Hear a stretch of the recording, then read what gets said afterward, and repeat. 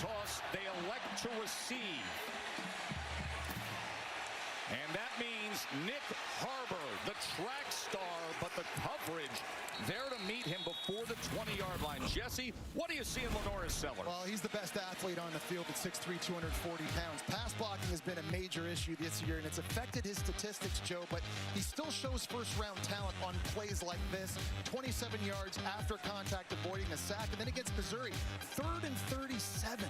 The pass rush forces him outside. He keeps his vision downfield, outruns everybody, and throws an absolute dime to Nick Harbor, just short of the first down marker. You feel like if South Carolina is going to win this game, they're going to need him to make superhuman plays. The concern is 25 sacks taken this year. Sellers on first down.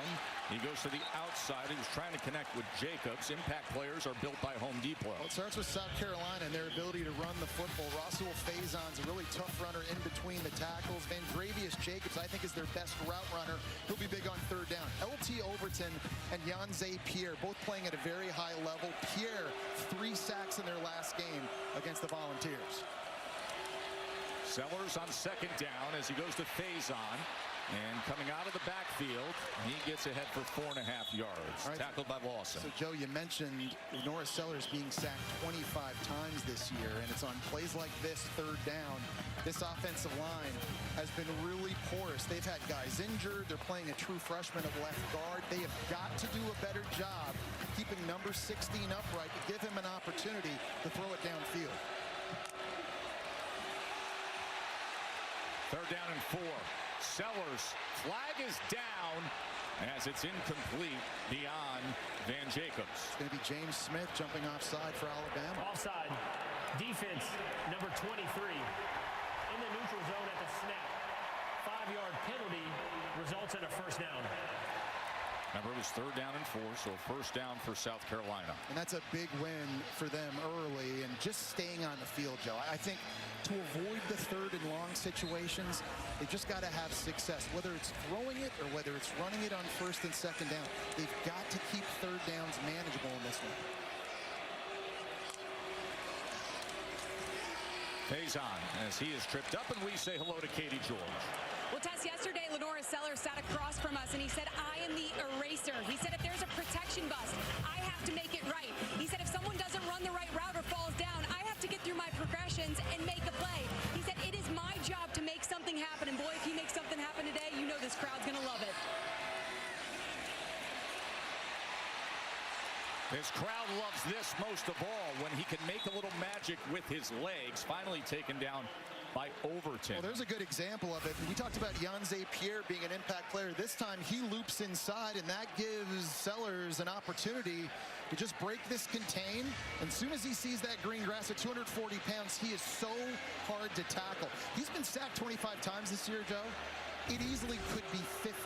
If it weren't for the athleticism of their quarterback. Yeah, everybody who watches the film on Sellers in this offense makes that comment. 25. He gets them out of trouble. Could be much, much worse. They split out wide on 3rd and 1. Sellers is going to take it himself and easily has the first down and then drives a few Alabama defenders towards midfield. So the offensive line issues this year. Listen, they had an offensive line coach that was unfortunately dismissed. They played 9 different players, Jesse.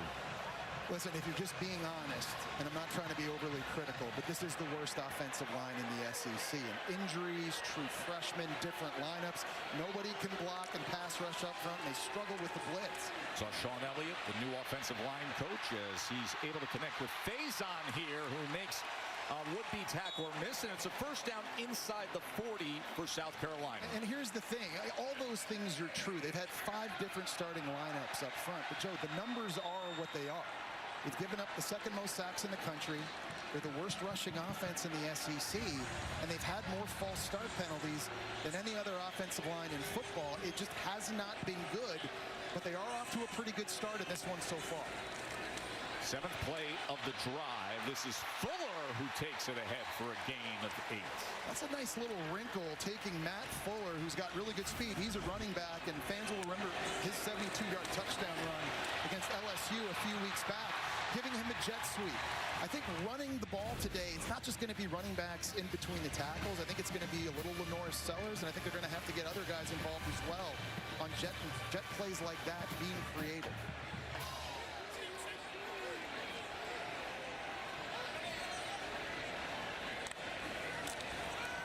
Second and 2, quick to the outside, but it was thrown low and in front of Nick Harbor. Well, it's a good job that time of Sellers seeing the safety blitz and Xavier Mincy coming in, but he needs a more accurate throw.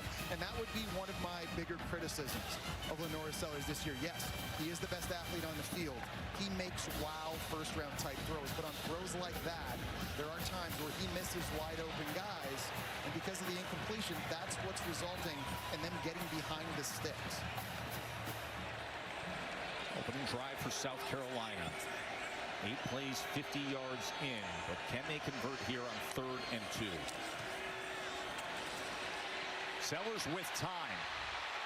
And now Sellers is going to run ahead for that line to gain and reaches out and is able to get it before Nakai Hill-Green makes the tackle. Well, really nice job in the back end by Alabama, taking everything away, but Sellers just really good awareness and understanding, hey, where's the first down marker and where do I have to get to? In that time, he outraces Nakai Hill-Green, the transfer from Colorado, a linebacker, to move the sticks.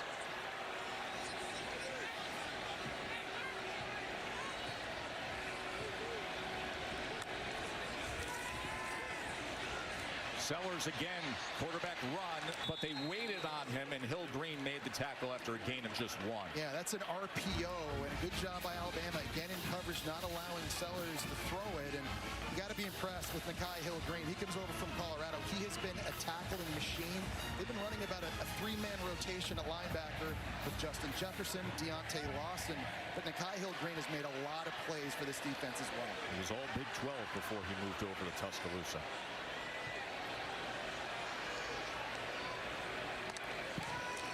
Second and 9. Sellers, he's able to connect for a first down again. It's Donovan Murph, the freshman. I love the play call by offensive coordinator Mike Shula, moving the pocket, changing the launch point. Again, this offensive line has struggled, so this is a great way to give Sellers a clear place at the field to throw from and give him clear vision. And how about Donovan Murph, the true freshman, making that big play? He should be a senior in high school, Joe. He was only 17 years old at the start of the season, reclassified to be a part of the Gamecocks this season. 15-yard reception. Now the 12th play of this opening drive. They wanted the ball, and this is what they're doing with it. As Matt Fuller again coming in motion on the jet action, takes it inside the 10. And this is an area where South Carolina has struggled. They're the worst red zone offense in the SEC, only scoring points on 73% of these possessions inside the 20-yard line. They haven't had many of them, honestly, this season, but what an opportunity here to score points. Not just that, but a touchdown. You know, if they do that on the opening drive to seize that momentum, Williams-Brice Stadium will erupt. Second and 6. They can get a first down at the 2-yard line. Fuller probing that Alabama defense and dives ahead inside the 5, tackled by Hill-Green. I just feel like when you get in this area, inside the 5-yard line, you've got a quarterback that's 240 pounds. You can just take advantage of the scheme, use an extra blocker, and just let the best athlete that you've got go get it done. And to me, if you're Shane Beamer, if you don't get it here on 3rd and 2, I'm going for it on 4th down. I'm being aggressive because of number 16. 110th in red zone touchdown percentage, but can they solve the riddle early on against Bama on this opening drive? 3rd and 2. Faison. He is tackled for a loss by Smith. Here comes that 4th down decision for Shane Beamer. Looks like he's going to decide to play it safe and kick a field goal. Now, they were very aggressive in their last game against Oklahoma. They went for it on 4th down 4 different times in the first half. I think he's just looking to pay this drive off, score some points, and try and seize on as much momentum as you can early. So William Joyce, a 6-year player, but his first year as the starter. Stuck around the program, looking for it to pay off this year. To open up the scoring here on this beautiful Saturday afternoon in Columbia, South Carolina. 24-yard field goal. Tied Simpson. Many have him as the Heisman. South Carolina homecoming weekend. They're trying to rally with some great hope considering the talent they have at quarterback, the belief they have in their defense, and they just had a 15-play opening drive against number 4 Alabama to take a field goal lead. The recent stretch for Alabama has been incredible, Jesse, and with it, Ty Simpson against the 4-ranked SEC teams. Look at his numbers. Yeah, I know. I think in the last 6 games, he's playing at a Heisman level. The decision-making, the accuracy, playing on time, playing off schedule, it's been remarkable. He leads the conference in passing touchdowns. He's the most efficient quarterback in the conference. And Joe, I think he's starting to make the case to potentially be the first overall pick, whether that's in next year's NFL draft or the year after. So the conversation has leaped a far way from where we started in Tallahassee. So after the kick went out of bounds, they take over at the 35-yard line, and Jam Miller, who last week had some struggle starts at running back, but Jeremy Bernard has been getting carries. He led the team in rushing with 49 yards on 4 rushes last week. Let's look at the impact players. Yeah, Ryan Williams and his explosive playmaking at receiver, Jeremy Bernard and his versatility, you'll see them line up all over the field. Dylan Stewart for South Carolina is an elite pass rusher coming off the edge, and to me, he's their biggest one-on-one matchup advantage in this entire game. He has got to play great today. Left last week's game and has been dealing with a hip pointer, but was able to practice unaffected all week long. 2nd and 6. Jam Miller tackled after a gain of 2. Katie. Yeah, Tessa, I was able to speak with Dylan Stewart pregame, and he said he feels really good as of today. He said, I'm not hindered in any way. He called it just a little bruise, and he said his job today is to disrupt that backfield with Ty Simpson in it.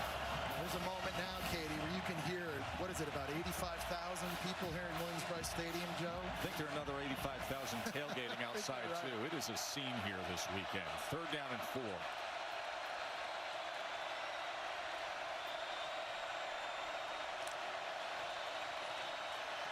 Simpson.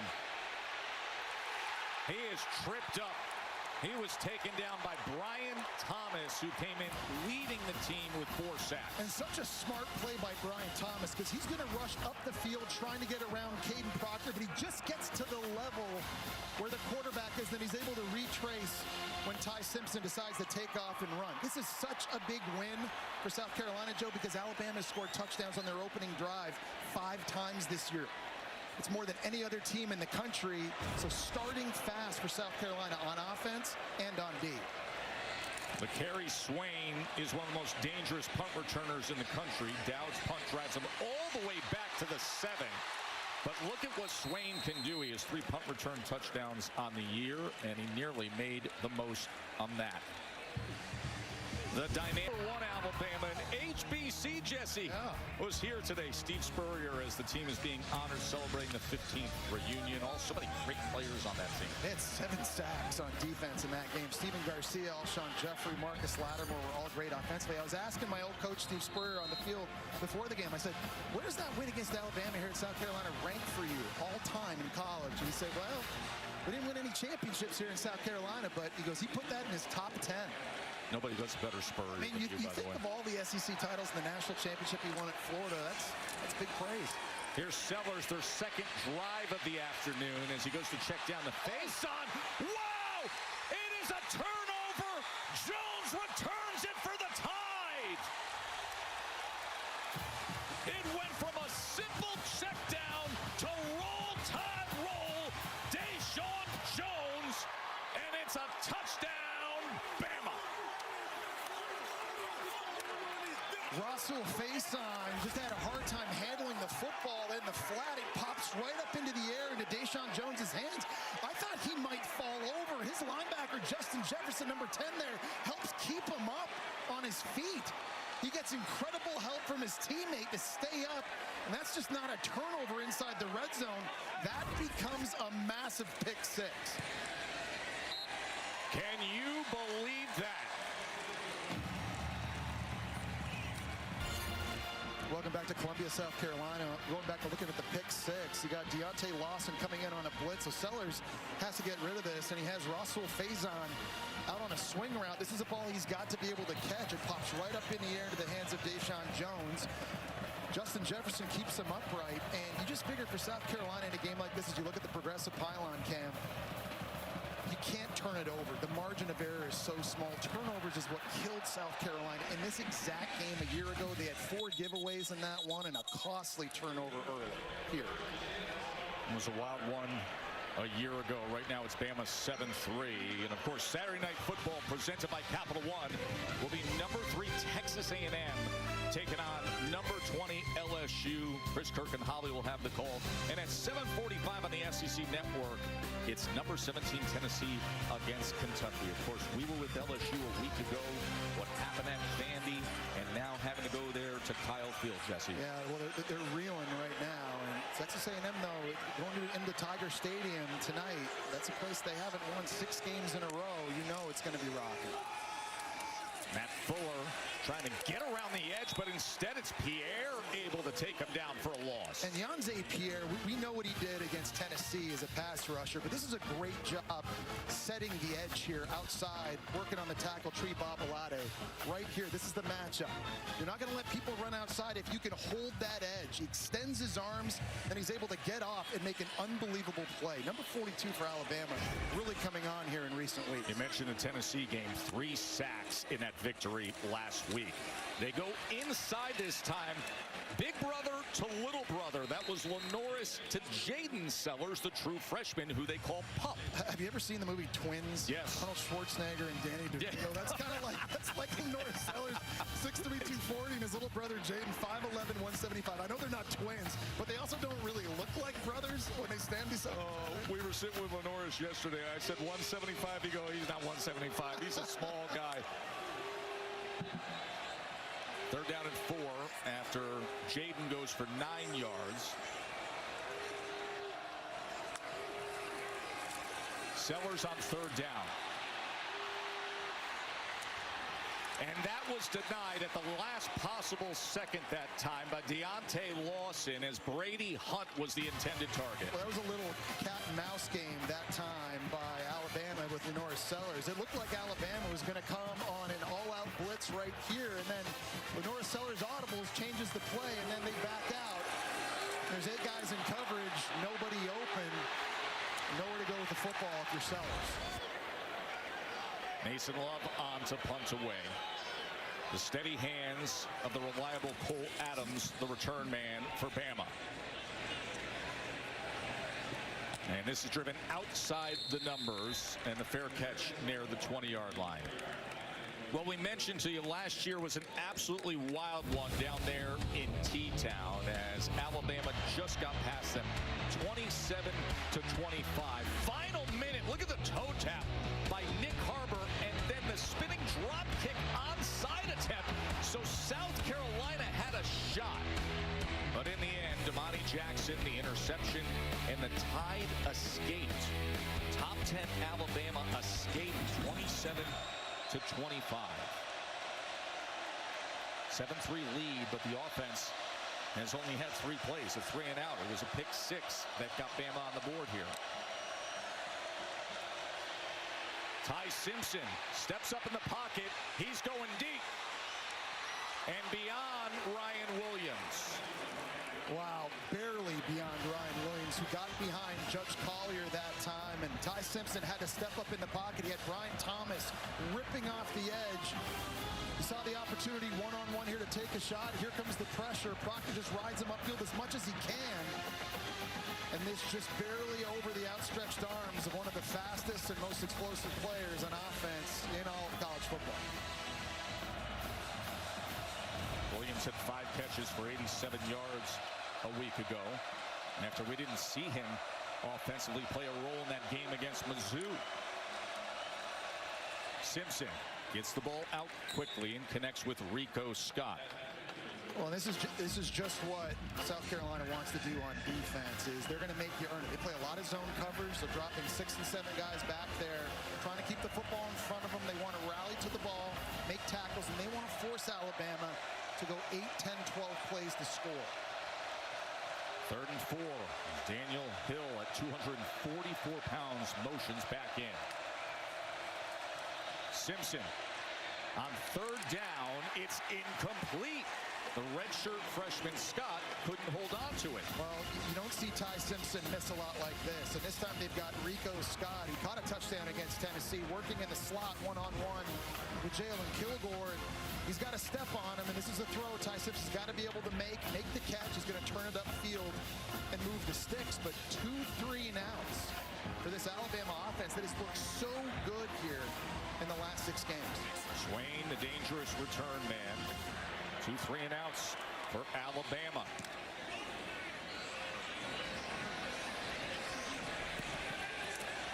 And he's going to field it off the bounce and then be wrestled down just beyond the 20-yard line.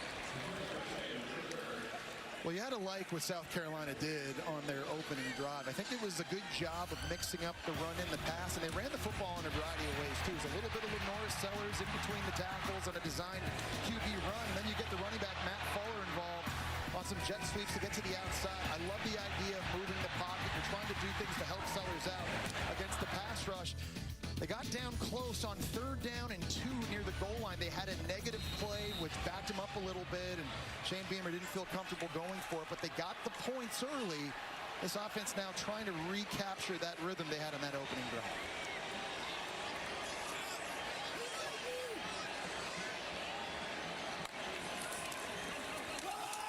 Face on, straight ahead as he gashes that front 7. And that'll move the chains immediately. Tackled by Saab. Well, they've handed it off a few times to Matt Fuller on the jet motion. This time, he's coming this way, and they're just trying to freeze players in the 2nd level. They don't hand it off to him this time. The offensive line does a good job getting downfield. You see Babalade getting a block there at right tackle, and a huge crease for the Utah State transfer and 7th-year running back Faison to run into. Anything that brings this offensive line a little bit of momentum and confidence will help for South Carolina today. And there was some movement.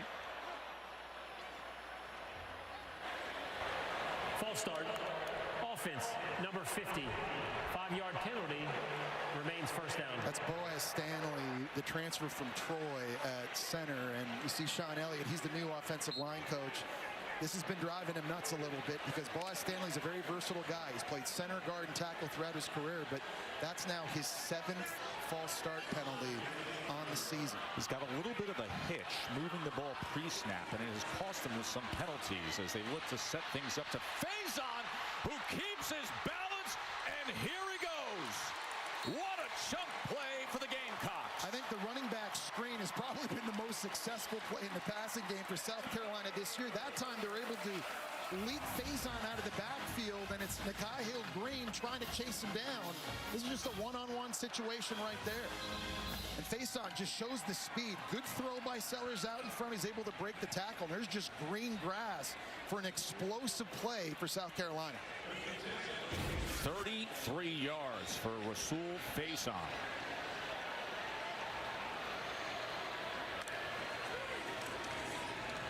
Sellers, as the ball is out. And they're going to rule this incomplete. Ruling on the field. As Dingle never put it away. Pass. 2nd down. Well, Bray Hubbard came flying in that time to knock that away. The safety for Alabama. And Joe, I think he's been the MVP on defense for Alabama this year. He's always around the football. Just puts his helmet right into the chest of Dingle, knocks the ball loose. You know, in 13 starts, Bray Hubbard has 6 picks. Wow. He's forced 2 fumbles. I mean, just a turnover machine. He's made a big difference on the back end for Bama. We had a good discussion with Kane Womack, the defensive coordinator, about him. He says, listen, in terms of just analyzing a play, going and making a play, I think he's Alabama's best football player. 2nd and 10. Sellers backed all the way up to the 48, directing traffic, and then run out just near the line of scrimmage by Justin Jefferson. You know, and I just wonder if Lenore Sellers had an opportunity here maybe to make a throw down the boundary. He's going to roll out this way, but when you look down to the right of the screen, there's 2 defenders that now attack right here. And there's a receiver right here wide open for him to throw it to. I think he just gave up a little bit too early on that.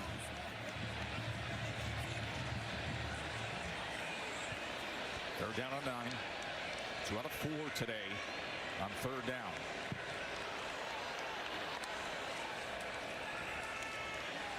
Sellers, the crossing route just eaten up as Justin Jefferson makes a huge hit on Donovan Murphy. And I think you got to go now if you're South Carolina, because you're kind of in that no man's land right now on 4th down, right? It's maybe a little too long for a field goal. You're obviously not going to punt down here at around the 30. Great job holding on to the football that time to make this 4th down manageable. And decision time here for Shane Beamer. Well, he'll have the end of the 1st quarter to figure things out. They're on the go, trailing 7th. Shane, big 4th down coming up. What will you decide to do? I think we're going to kick the field goal. I like the way our defense is playing right now. We got it to the quarter where we were able to flip ends, where we got the wind at our back now. I don't want to jinx him by saying that, but, it's one of those, we're playing pretty good. Well, you never know with Beamer ball what they do with special teams. Often see the fakes. We'll see if they open up this 2nd quarter with a field goal attempt from William Joyce, and they do, and Joyce sends it just off to the right. Hindsight's 20/20, obviously. I just think in a game like this, you need touchdowns, not field goals. And I do agree with what he just told Katie. His defense is absolutely playing lights out right now, and you're going to continue to lean on them, and they've been doing that all season long. But you know it's only a matter of time before Ty Simpson and this offense wakes up. And so, it's easy to say this now, but as I was saying before break, I think that's one they should have tried to go for. Yeah, that's the story right now. When will the Ty Simpson-led offense wake up? Because we're starting the 2nd quarter, and Alabama's had 6 plays, 2 3-and-outs. And tackled for a loss is Jeremy Bernard as Dylan Stewart, one of the most dynamic edge rushers in all college football, makes the play. Yeah, he is absolutely elite. He is so twitchy and can bend, and Josh Cuevas is going to try to block him, but he's actually going to run in to the tackle in the process right there. And Dylan Stewart is just a guy that can wreck your game plan. Offensive coordinators have got to account for this guy with chip blocks and sliding the protection. You got to move the pocket. He has freakish athleticism, and he can take the game over. Alabama right now has 4 total yards. 2nd and 17. They go with Jam Miller on the delay, and Miller, as a flag is down, weaving his way through the Gamecocks defense, and then finally met beyond midfield by Pipes. I think they're going to get Isaiah Horton at receiver for a hold on this play. I think this is coming back. Offense, number 71. Penalty from the spot of the foul. Remains 2nd down. Well, they call it on Cam Dewberry. He's the left guard right here inside. He's going out in the 2nd level. Just wraps his arms right around the linebacker. I think that was Sean Murphy, number 7 for South Carolina. I thought there might have been a holdout in the 2nd level with Isaiah Horton too, but going backwards here in this drive. Obviously the negative play. And now a big holding penalty negates a great run by Jam Miller. Alabama's got to get it together. Kalen DeBoer, talked to him this week. He understood exactly what the assignment would be about staying with all the momentum coming off the 4 wins in 4 straight weeks against 4 ranked teams. 2nd and 25. That is batted down by Monco Goodwine, the 6'4", 300-pounder. And he's an Alabama transfer going against his old team, and just really good awareness by him stopping his rush. He split the double team right up the middle, and once he gets to this point, he just stops right there because he sees Ty Simpson's body language. Just going to hold on, knock this thing down, and now set up 3rd in California. Goodwine blocked a punt against LSU last year, jumping over the shield, and now he bats this pass down to make for 3rd and 25. And listen to Williams-Brice roar. 3rd and 25 for Simpson as he connects with Horton, but he needed about 6 more yards, and a flag is down near that line to gain. I don't know if South Carolina might have had 12 guys on the field. They had a late substitution with Judge Collier. There is no foul on the play. For a legal substitution on the defense, there was only 11 players on the field at the snap. Fourth down.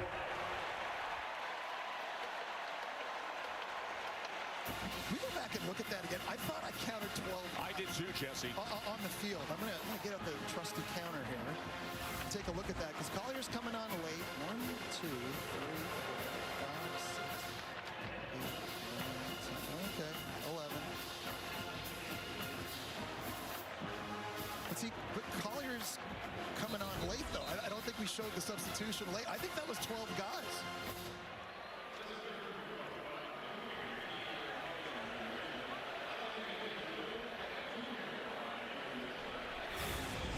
I know math wasn't my major. All right, can we just roll this? I want to know if 4, 5, 6, 7, 8, 9, 10, 11, 12. That's 12 guys on the field. My Florida degree in math that was coming in handy. That's one I think the referees missed. When I saw the late substitution and the way the secondary rotated, that should have been a penalty on South Carolina's defense. Now they're looking at the same screen you saw on the defense.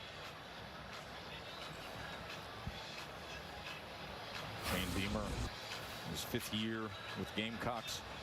Okay, this is the most I've ever used the counter in a game in my life, just to make sure I'm not completely crazy. After video review, there was 12 players on the field on defense.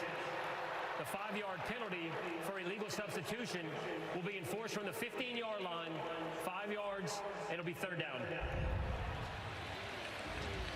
Remember, it was 3rd and forever.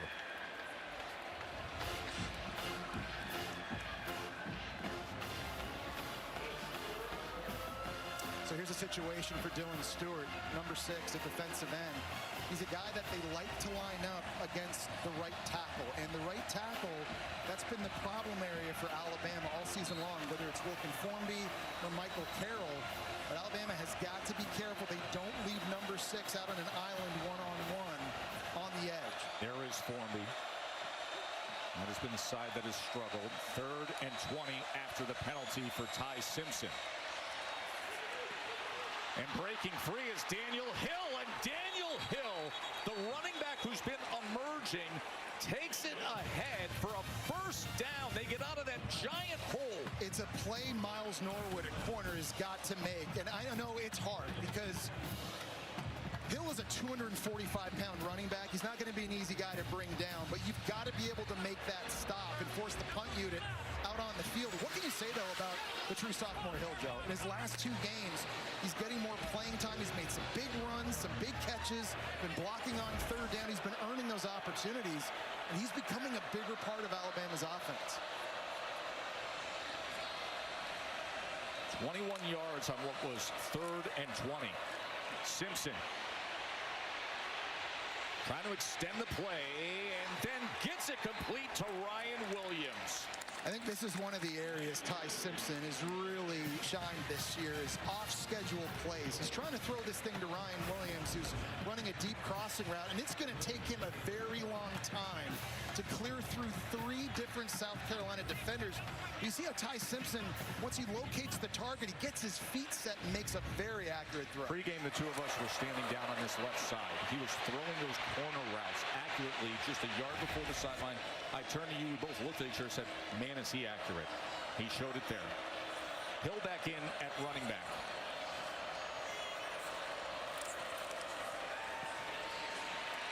Pressure off the edge, ball is out. The ball is out, strip sack, and South Carolina's got it. Troy Pikes with the recovery. They brought the corner blitz, Bakari Swain, and we've seen return a couple punts in this game. Comes off the edge with the speed. Caden Proctor saw him way too late. He's able to get the sack, knock it free. Troy Pikes jumps on it, and that was a turnover, South Carolina's defense. After the turnover, South Carolina back on offense on this SEC All Day presented by IHG Hotels and Resorts as Sellers gets it complete to Brady Hunt. Yeah. Bama right now is just on their heels. And I think a big question coming into this thing was, could they keep their edge? Because they survived the gauntlet, beating 4 straight ranked opponents without a bye week. First team in SEC history to ever do that. But you couldn't have a letdown here on the road. And for Kalen DeBoer, his team's 1-4 against unranked opponents away from Bryant-Denny Stadium. They got their hands full right now. Short pitch to Matt Fuller as the pursuit down the line came with Pierre and Jefferson for Alabama. I think South Carolina offensively here is just trying to keep the rhythm and the flow going, and they're attacking in between the tackles. They're also trying to spit the football out wide in the perimeter, try and use their speed.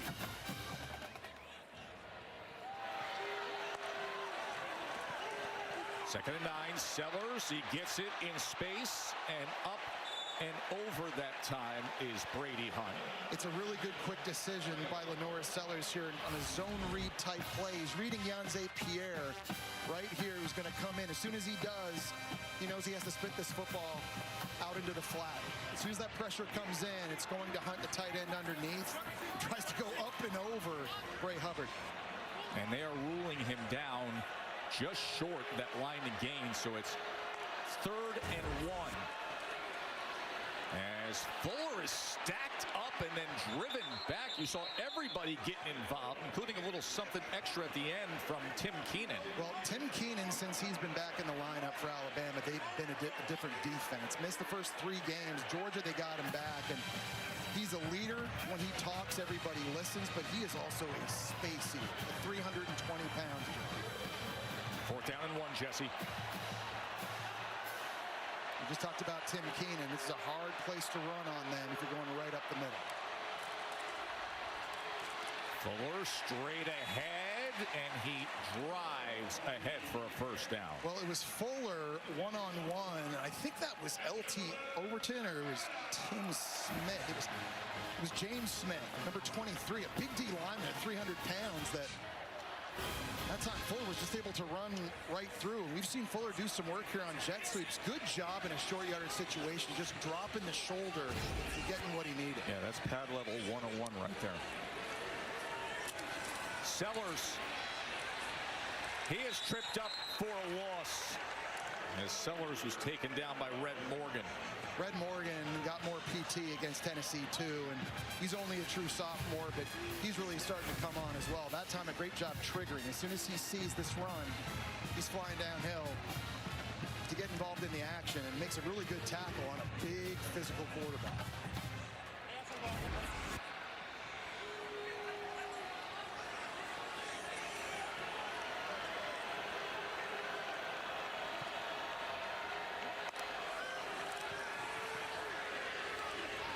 Incomplete as he tried to set it up for Bennett.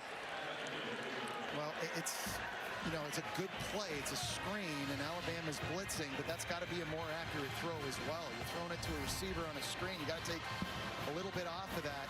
Just look at what South Carolina's been able to do in this game. So much of their work has come in the territory of Alabama.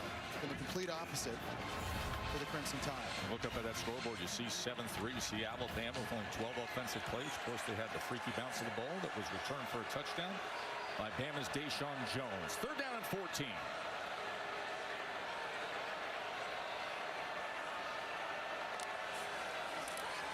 Four-man rush. Sellers pressured and ripped. Oh, he survives it. Somehow he survived it as Deontay Lawson was all over Sellers. Well, he's been doing this all season long. We talked about it. Sacked 25 times. Should have been 50. Here's Lawson. He's going to get the crack, get the opportunity, but Sellers just so strong. He's able to just sort of rip him off and make something out of nothing. And he only gets 2 yards, but it's 4th and 12, and the offense stays on the field. And you're at the 35-yard line, and this is that no man's land now after Shane Beamer, because you're too close to punt, but you're probably too far to kick a field goal. He tried a field goal a little while ago, long one, missed.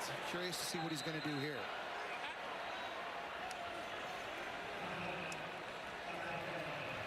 Timeout is going to be used by South Carolina. They'll be facing a 4th and 12 when we return to Columbia. Taft missed a 47-yard field goal when perhaps they were thinking about going in another direction. Now it's It's a 4th and 12 from the Alabama 35, Jesse. And they're going to go for this. They've got to be able to help Lenora Sellers with protection, and they've got to be thinking about using tight ends and running backs to chip off the edge to help him and help these tackles outside, because to go 12 yards, Sellers is going to need time to push this thing down the field. 4th and 12. Of course, he's dynamic with his legs as well.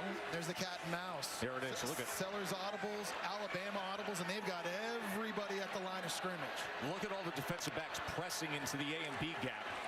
And here they come on 4th and 12. Sellers downfield and gets it complete to little brother, Pump, Jaden Sellers.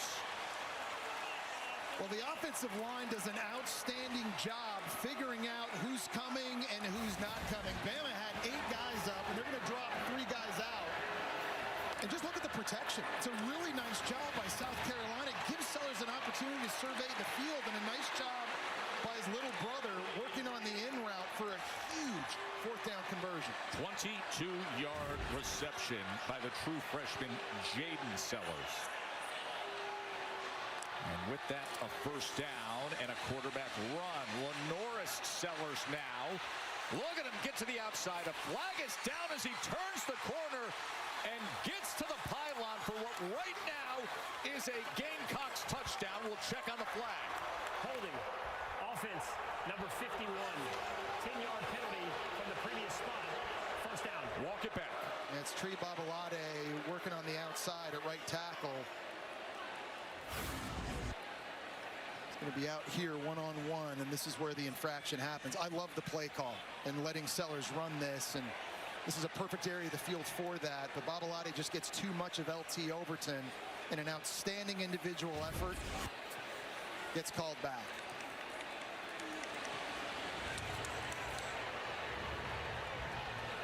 And you see Tree's reaction. Well, we said earlier in the game, Joe, that to win this game, we thought Lenora Sellers was going to have to do some superhuman things. That's a great example of it, but the margin for error for them is just too small. And you got the pick 6 already. You've already missed a field goal, and now a penalty wipes a touchdown off the board. These are just self-inflicted wounds that just can't happen for South Carolina. 1st and 20 after the penalty wipes out the touchdown. And Donovan Murph can't go anywhere, and the crowd wants a penalty flag here on Yanze Pierre, as they didn't like what happened after the play. Oh, that was, and it's down at the 25. That's a WWE move. This is like a DDT. Back in the day, he literally scoops him from behind his back. Watch number 42. Getting in here on Murph. True freshman gets up and picks him up and slams him. Yeah, suplex city. Unnecessary roughness. Defense, number 42. The penalty will be enforced from the dead ball spot, half the distance to the goal. 1st down. You just got to know when the play is over. We've had a wild series and sequence of events here in the last 2 plays. The holding call on Babalade, wiping out the touchdown by Sellers, and now on what looked like a really good play by Bama's defense gets wiped away because of the personal foul penalty. So dueling penalties make it a 1st down again for South Carolina, who's 2 for 2 on 4th down on this drive to put themselves in position.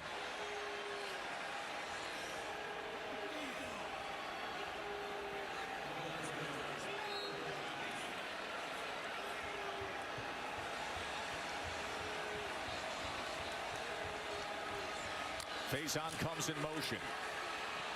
Sellers looking for an option. He spins all the way back at the 26. That's where the next flag comes out. They may have another holding. It's going to be Josiah Thompson, the left tackle, number 74.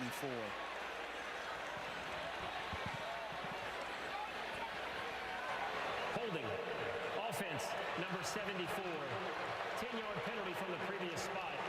1st down. Guy who was a freshman All-America last year, but has not played up to that level this year. Yeah, and he's been the consistent up front for South Carolina. He started every game for them, but you're right. He is very talented, but he's been very up and down. That time, Yanze Pierre just trying like a crush rush to get in the backfield, and Shane Beamer just can't believe it. These penalties on the offensive line have been killing them all season long.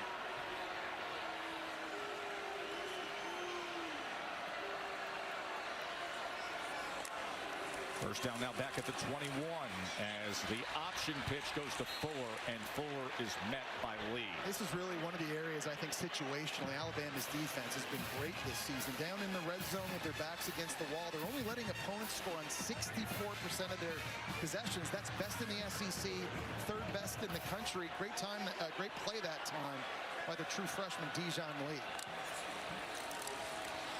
Second and 23.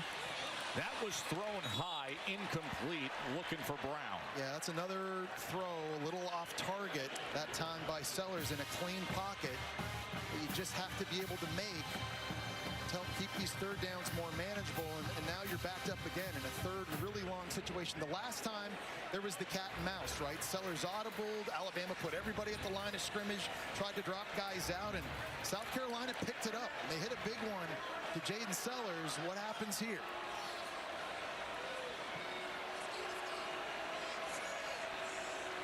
Third and 23.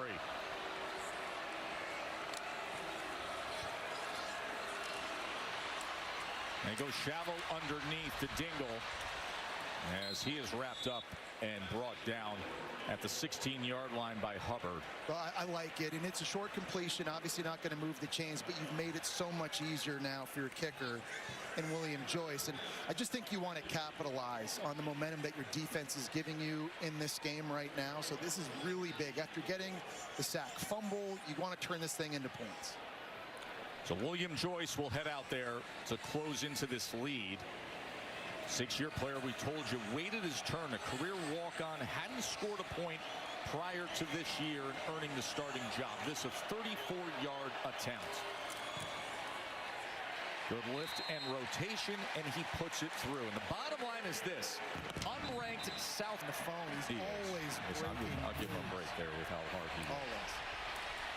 Rico Scott on the return. Let's check in with Kevin and Booger in the studio. Gentlemen. Fast Capital One halftime report minutes away. A first for Lane Kiffin and Ole Miss. Highlights coming your way. Indiana and Georgia Tech dominate. Right now we got action. Texas on the road at Mississippi State on the SEC Network. Okay, Arch Manning, trouble throwing the football. How about the legs, Boog? Yeah, it's good to see him use his athleticism and start to make some stuff happen for the Texas Longhorns. Right now it's just 7-7 late in the first quarter. Back to you, Tess and Jesse.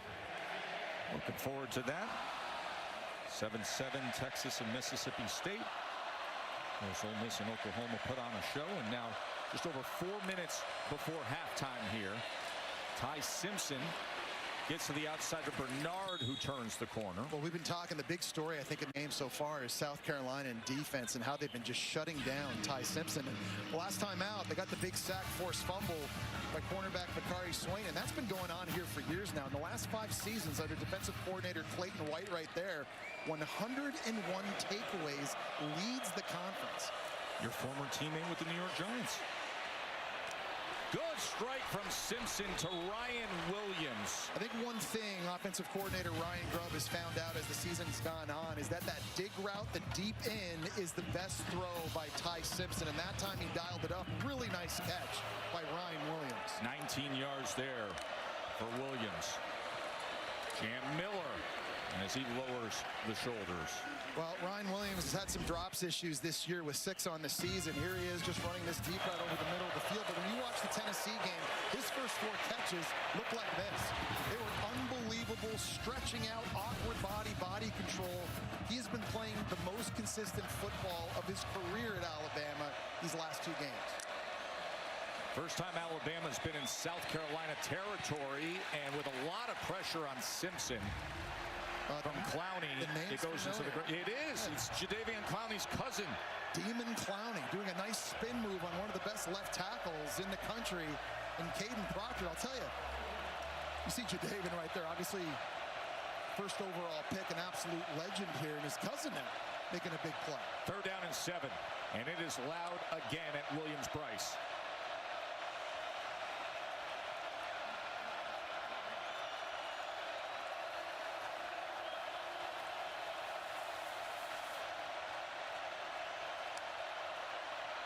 Here's third down and 7 for Simpson in the Tide as he has to escape and then finds the open man again. It's Daniel Hill. What a play by the sophomore. The poise of Ty Simpson all season long, especially on third downs. In the road where it's loud, he's getting the play change. You saw it against Georgia, you saw it against Missouri, and now here at South Carolina. He avoids the sacks, keeps his eyes downfield. Daniel Hills made a big play earlier in the game on third down, makes a guy miss. When things get off schedule, I think few quarterbacks in the country have been better than Ty Simpson, and all of a sudden Alabama inside the 10-yard line. And Daniel Hill is starting to become one of those players you have to know when you watch the evolution of the Alabama offense. That was a 41-yard reception.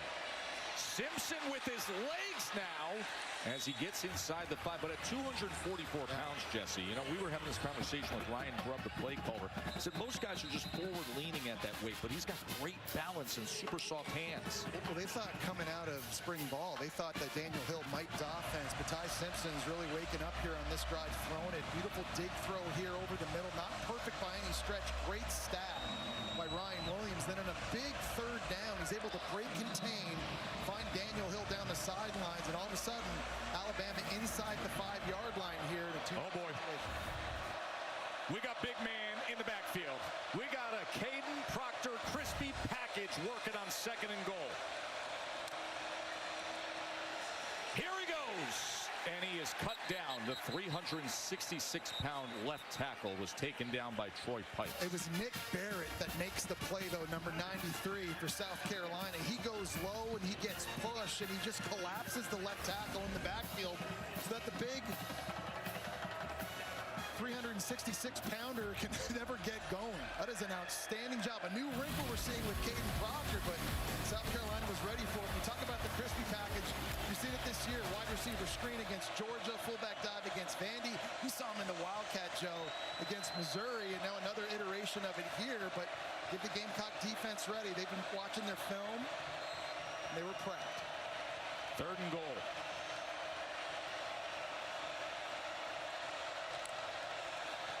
Simpson to the back of the end zone, looking for Ryan Williams, but he's out the back door, and it's incomplete. This will be so interesting to watch again in replay to see if Ryan Williams really had to jump up for this one. I know the ball's thrown up. If he had just dragged his toes, could he have made this catch and stayed in bounds? I think he could have. Great job by South Carolina rallying to the football to knock him out, and now a massive 4th down. 4th and goal.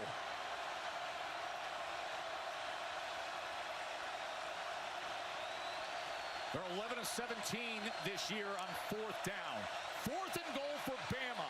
Simpson, touchdown tie, Josh Cuevas.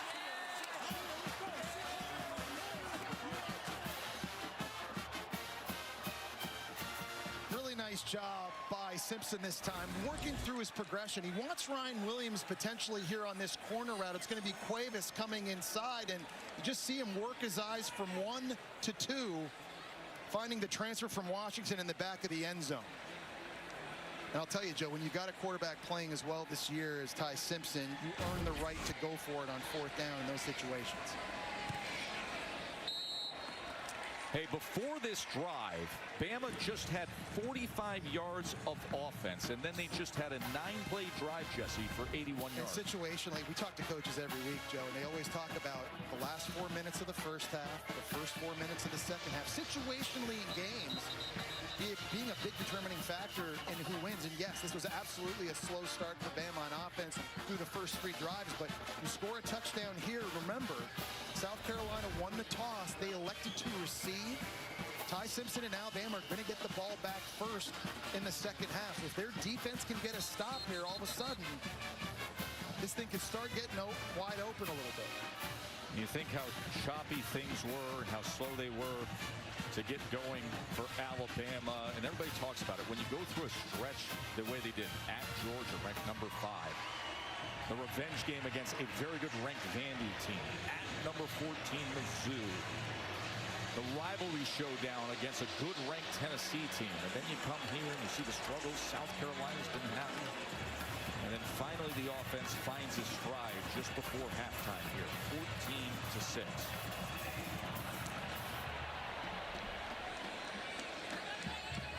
And And meanwhile, for South Carolina, some miscues today. Well, they've done good things. I mean, they've outgained Alabama by about 50 yards, but it's this pick six on a catch that Faison has to make a running back into the hands of Deshaun Hand.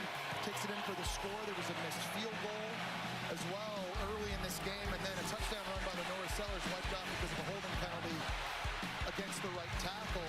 Margin for error for South Carolina. It's not very big again, and they've got to stop shooting themselves in the foot as this game goes on. And Beamer looks on as his star quarterback, Norris Sellers, see what he can offer up here with 1:45 before halftime. A-gap pressure, and he is taken down by Justin Jefferson. One thing South Carolina offensively has struggled with is movement up front, and Boaz Stanley's working against the nose guard. He doesn't pass it off with the guard outside. Here, it's a linebacker, Jefferson, and coming from the other side through a clear hole up the middle, and Lenora Sellers doesn't have a chance. Just the communication between centers and guards has been such an issue, I think, for South Carolina on their O-line this season. When things like that happen, Joe, as a play caller offensively, there's only so much you can do. When you're giving up so much pressure. I mean, you can max protect with tight ends and running backs, and you can move the pocket, and you can try to run into the blitz and see if you can crease them. You can throw a bunch of screens. South Carolina's tried all of those things this year, but you know the saying in football, it's not about the X's and the O's. It's the Jimmies and the Joes. And South Carolina just doesn't have the Jimmies and the Joes up front. 9 different players on the offensive line have started. It's the most in the nation. Coming off the Alabama timeout, it's a 2nd and 19.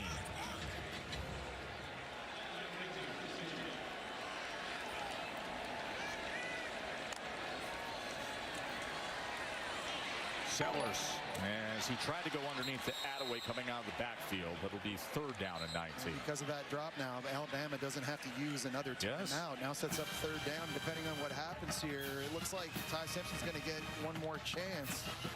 With the ball at midfield, you see there him talking to his quarterback coach, Nick Sheridan. They're going over what's going to happen in a 2-minute situation to see if they can steal some more points here before the end of the half.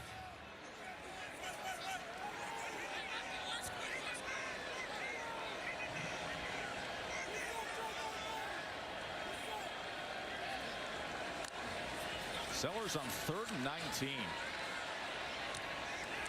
As that was battered away, incomplete. It was Bray Hubbard again. So now Bama can sit back and manage things. 90 seconds before halftime. 2 timeouts and an 8-point lead. And that's a lot of time. And with the explosive playmakers they have, with guys like Ryan Williams and Jeremy Bernard and the big physical receiver Isaiah Horton, you see him talking to his guys right now. Hey, listen, we're going to have some timeouts to work with. We got to know the situation. We got to know where the sidelines are.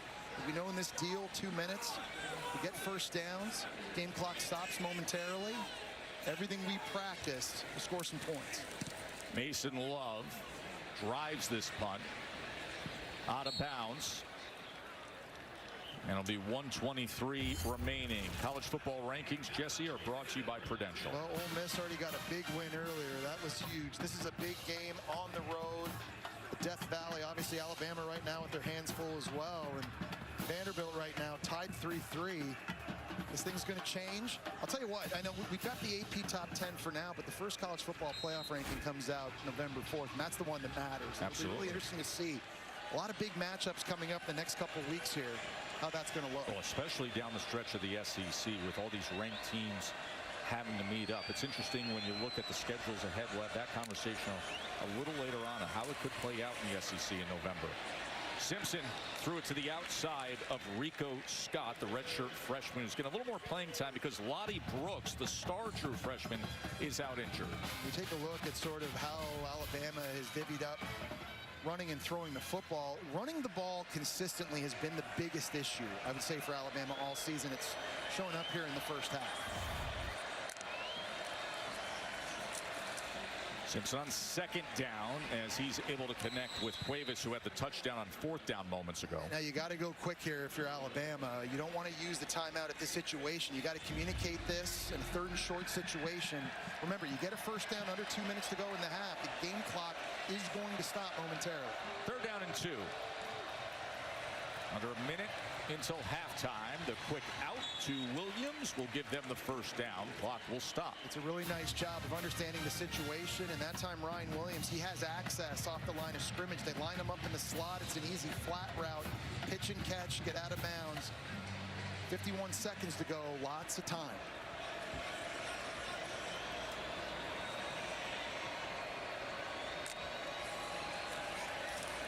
Simpson, big strike downfield to Williams, is overthrown. Well, one thing the South Carolina defense prides themselves on is keeping the football in front, not letting it get behind. They know because of Ty Simpson and all these receivers, they're going to have completions. Just can't let them get behind you, and that was a good matchup for Ty Simpson. Ryan Williams one-on-one in the slot against Jalen Kilgore.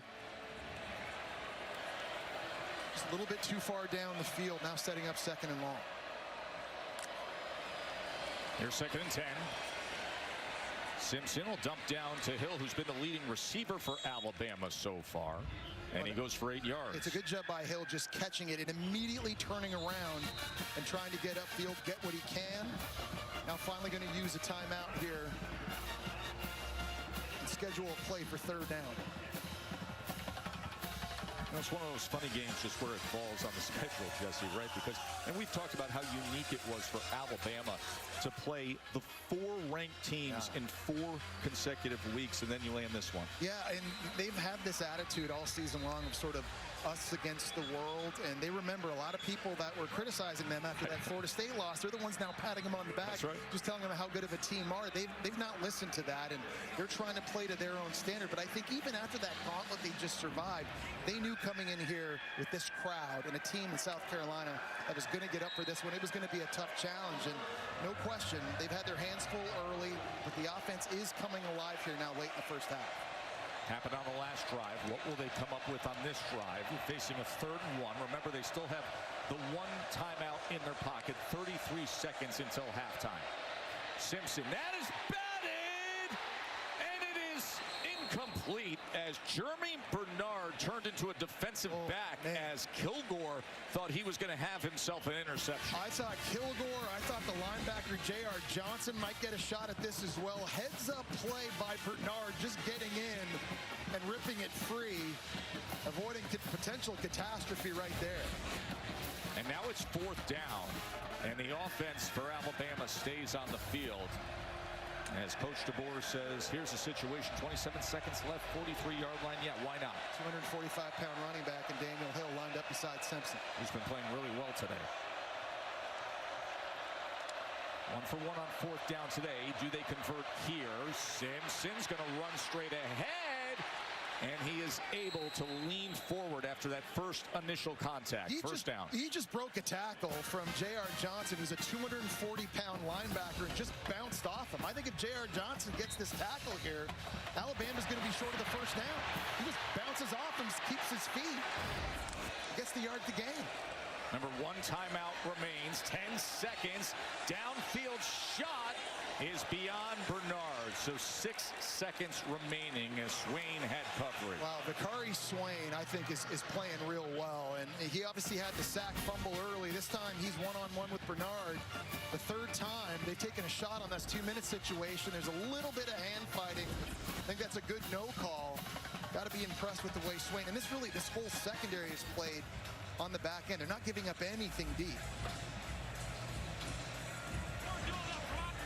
Now you've got a timeout here for Alabama with 6 seconds. You can hit something really quick, down yourself, burn the timeout quickly to give your field goal kicker a shot. Got to get the ball out quick if you choose to take advantage of that. But a timeout's going to be called for right now from South Carolina.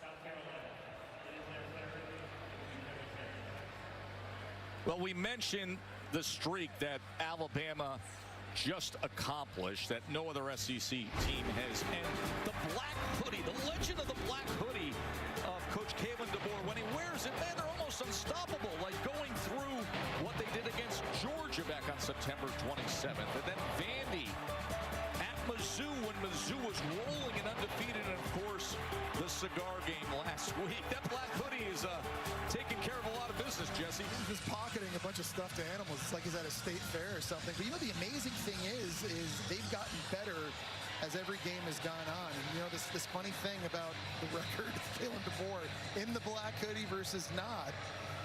And it's pretty obvious the dress attire, what it needs to be. 13-2 in the black hoodie. I mean, you never want to see the crimson polo again if you're a Bama fan. 6 seconds remain, still the one timeout. Simpson, does he get it out quickly? No, goes downfield and it's incomplete, so that leaves 2 seconds as Bernard was the intended target. Yeah, Brandon Cisse outside at corner did a really good job of redirecting Bernard that time, so he couldn't hit his marker down the field. Really nice work by the NC State transfer corner Cisse, who I think has been their most consistent DB, or corner at least, in the back end this season. Really good job being physical, disrupting the timing there of Simpson. Now they'll take a shot here with 2 ticks left in this first half.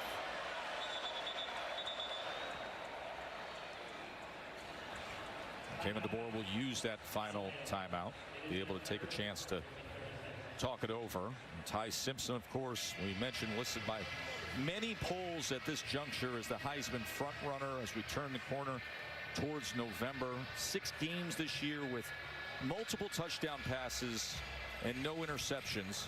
That's the most in all of major college football. Got off to a little bit of a slow start today before we saw here in the second quarter this offense finding its gear. Now this Hail Mary is something that offenses practice all season, and it's something that they've got in the game plan, obviously. Now last time out they had 3 guys lined up to the right hand side, and you're just trying to get all 3 of those bodies down into the end zone, 1 receiver from the other side trailing, and you're just trying to stack everybody. And Ty Simpson's just going to throw it up as high as he can, let everybody run under it. You hope for a jump ball or a tip ball up in the air, and one of your 4 stacked wide receivers can maybe make the catch. 4 DBs across the 10-yard line for South Carolina. 6'5", Derek Meadows.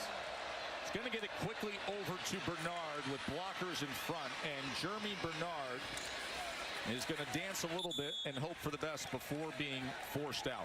Well, I think if you're Shane Beamer, even though you're down 14-6, you got to be happy with how well your defense has played, and you see things getting a little bit chippy here at the end of the first half. They've had some miscues, but this is still a 1-possession game.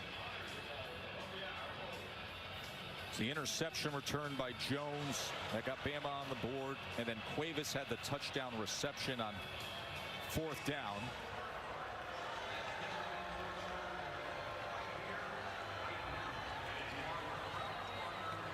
(14-6) at the half for the number 4 team in the country. Katie? Thanks, Tess. Coach DeBoer, you guys start with the ball after half. How would you assess your offense's play so far? Yeah, it's not what we want. It's not what it's supposed to look like, and we just got to make the easy throws, easy catches, and give our guys a chance, you know. And so it's execute the base stuff. So we're trying to do too much sometimes. What do you think of the job your defense has done in containing Lenora Sellers? Yeah, they're doing a great job making them snap again on offense and getting the stops. You know, I like where we're at there. So we just got to make sure we put a second half together with it. Thanks for the time. The sack and the fumble. Troy Pikes hands it off to Shane Beamer. This is what Clayton White's defense has done all season long. They've been hanging on. The question is, how long can they hang on? Whoa! As you never know what you're going to get with the special teams from Coach Beamer. Katie just caught up with him moments ago. Shane, even with some of the missed opportunities, it's a 1-possession game. What do you need to see from your team here in the second half? Yeah, that's what we just talked about at the half. It is a one-possession game, more because of us and some of the plays that we didn't make. Frankly, just not doing our job. You know, so we need to settle down. Everybody just needs to do their job. We need to continue to control the ball. We've had the ball for almost 20 minutes, which that's the recipe to beat this team.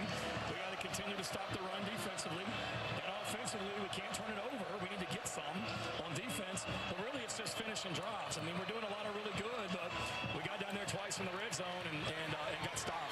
Appreciate the time. Thank you. Jam Miller with to carry to open up this second half. Remember, South Carolina had won the toss earlier. They elected to receive, and they came down the field, got the field goal drive, and then just before halftime, that's when you got the sense that Alabama's offense started to find them. Yeah, and Alabama's got to find the run game. That's what they couldn't do in the first half. Only 2 rushing yards before that last play to Jam Miller. These big guys up front, they've got to be able to find some creases for Kevin Riley there, for Jam Miller, for Daniel Hill, so they can have some balance on offense. See if they can rely on Jam Miller here. Offensive coordinator Ryan Grubb says he brings some presence and calmness to the run game. And that looks like that's what they're trying to do, is it'll be 3rd down and just a couple of yards. Okoronkwo with the tackle. Well, Ryan Grubb told us, too, that this week he really challenged his running back room to play better and to raise their level of play. He said, we've got to get runs that gain more yards than what is blocked. He's got a very highly recruited room and talented room. You talk about Jam Miller and Daniel Hill, Kevin Riley, the list goes on and on and on. He wants to give all these guys an opportunity to get touches and then start riding the hot hand. And I think that's something you might see here in the second half. 3rd down and 3.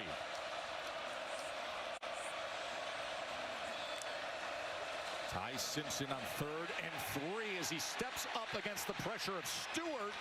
And then coming back to the ball was Bernard. And let's see where they mark this. It was a great job by Simpson keeping it alive and avoiding Stewart. And I think he was short. I think they're going to mark him about a football length short on what was 3rd and 3. So, yes, it'll be 4th down. And Kalen DeBoer's not hesitating. They're at their own 44-yard line, and it's 4th and short. They've got Bernard in the Wildcat, a receiver. We've seen this before. South Carolina sees it. They call a timeout. Completed pass short of the line of gain. The previous play is under video. Actually, it's going to be the officials taking the timeout. South Carolina with Bernard back there in the backfield. But while they take a look at spotting that ball, let's go to the studio and Kevin. Tess, we get an update here. Missouri driving inside the 2-yard line, and Bo Pribula, he suffers a devastating leg injury right here. Vandy with the stop, but you see the left leg gets caught as Pribula goes down backwards. His foot was in a cast, and he was taken off the field in the cart. We will have more updates as it continues. Right now, 3-3. Back to you. Hate to see that for Bo Pribula, the guy who started his career at Penn State and came over and transferred to Mizzou to bring them such success this year. After video review, it is a 1st down. The receiver had firm control beyond the line to gain. It'll be 1st down, and the backside of the football will be at the 45-yard line. They're saying he has firm control there, and there's no bobble or wiggle once he's going to the ground. And where the ball is in relationship to that 1st down marker right there when he goes out of bounds, they're saying he crossed that line. With complete possession, you need indisputable video evidence when you're looking at this in review to overturn the call. That was short of the 4th down, or of the 1st down marker. Certainly they saw that. So it's a 1st down for Alabama after the 3-yard reception for Bernard.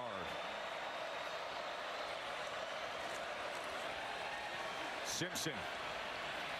He's going to tuck it and run it. And look to pick up a block from his tight ends, and then spins out for extra yardage as he was able to get past Jalen Kilgore. We've been highlighting the athleticism of Lenoris Sellers in this game, but don't forget, when Ty Simpson came out of high school, he was the #2 ranked dual-threat quarterback in the nation. I thought he had his tight end Cuevas for an easy catch right there in the flat. He decided to keep it.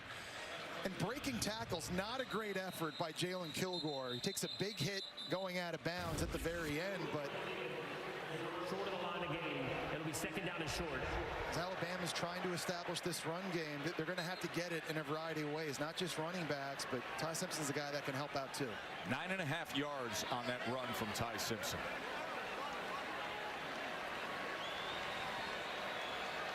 That's only the 2nd Bama 1st down running the ball. Simpson on 2nd and short. Play callers dream down in distance and nearly intercepted as he was looking to take a shot downfield. Peyton Williams had a chance to catch that ball, and he has to. I mean, that's going to be essentially a punt. He tries to go up and high point it. I like the play call on the shot opportunity on 2nd and short because if you don't get it, you're still 3rd and short. Now you're going to run the football. But here you see 31 Williams hits him right between the 3 and the 1. That's another missed opportunity for South Carolina in this game. Rico Scott was the lone player downfield. Remember, 3rd in the distance of a football. Daniel Hill is stacked up. That was Nick Barrett with the tackle for loss on 3rd and 1. And he absolutely takes on Caden Proctor at 366 pounds and completely pushes him off. Watch this right here. One-on-one. Big man against big man. Get off me. I'm in the backfield tackling a 245-pound running back. Remember, it was Barrett that tackled Caden Proctor earlier in the game on that goal line situation, and you may have another big matchup between these two right here. That's a whole lot of meaty split screen right there. That's like Billy Hall's Steakhouse here in town. All right, here we go. 4th and 1 after the tackle for loss. This place is roaring for a stop. Simpson on 4th and 1 to pass. Hit as he throws and gets it complete to Ryan Williams. Oh, he dropped it. He dropped it. Brian Thomas with the pressure.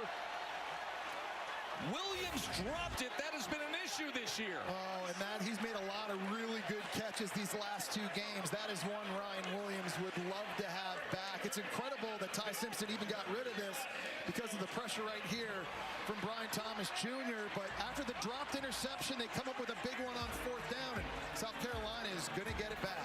90% caught until the very end. Incomplete.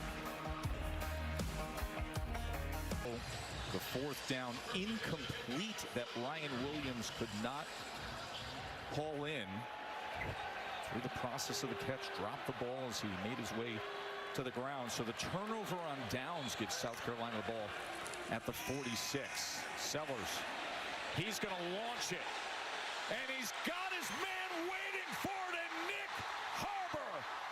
Touchdown, Kakalaki.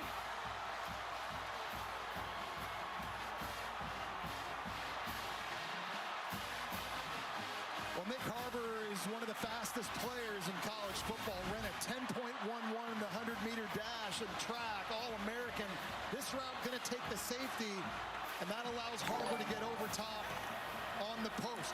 Really good protection. Look at the clean pocket Lenora Sellers has to step into that throw and get it down to Nick Harbor. This is a guy who's been clock running 22.2 miles an hour this year. Now with the score 14-12, you got to go for 2. Go for Dos, brought to you by Dos Equis. This to tie the game after the 54-yard touchdown off the turnover on downs.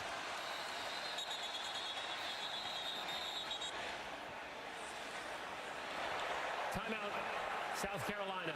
And timeout first is going to be used by South Carolina. Interesting sequence here as Alabama went for it on 4th down. Ryan Williams, you know, he had the issues with dropping passes. The big one against Georgia had a 62-yard would-be touchdown. Vandy, there was a 3rd down play. You know what happened against Florida State. Recently, he was playing better, but moments ago could not haul it in. And Sellers takes the ball and does this. Yeah, and listen, all season long, they haven't been able to throw this ball or get it thrown very much because Lenora Sellers really hasn't had a lot of time. We saw him on a 64-yard catch just like that against Virginia Tech in week 1, but look at the long strides. He's 6'5" and 235 pounds, and when he gets going top end speed, nobody can run with him. So here we go. Unranked South Carolina trying to tie it up against number 4 Alabama.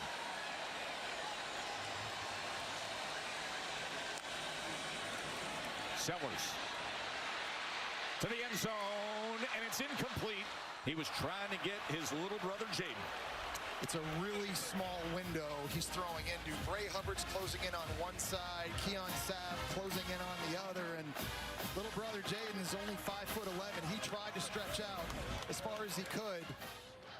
This is just going to be right in the middle in the back of the end zone. These windows close quickly just over the outstretched arms. There's just been a few throws in this game. Lenora Sellers has barely been off.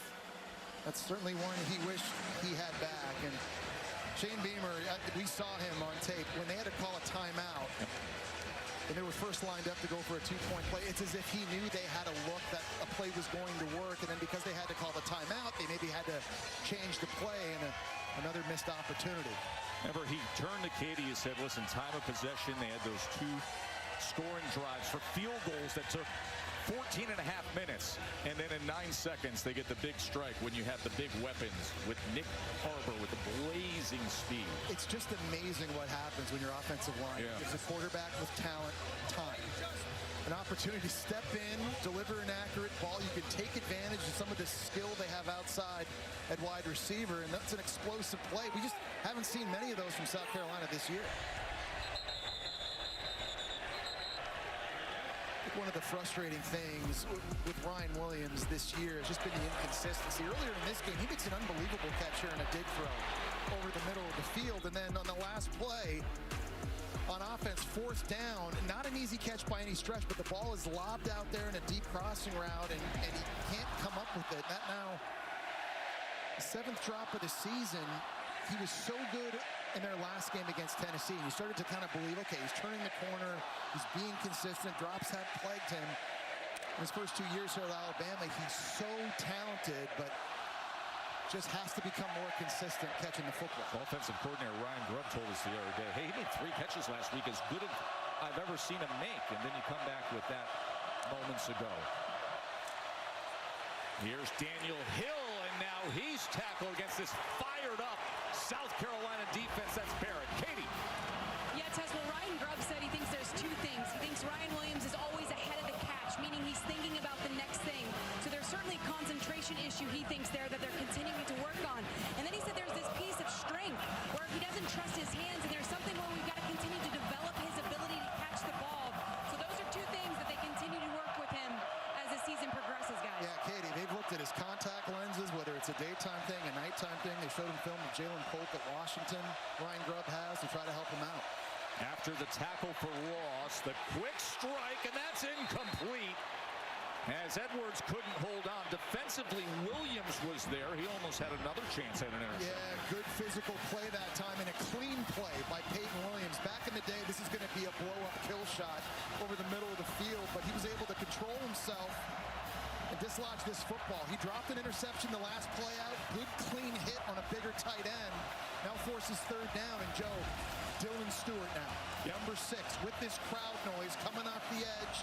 Alabama's lined up a tight end to help out their right tackle, Michael Carroll. Let's watch for Stewart in a spot like this.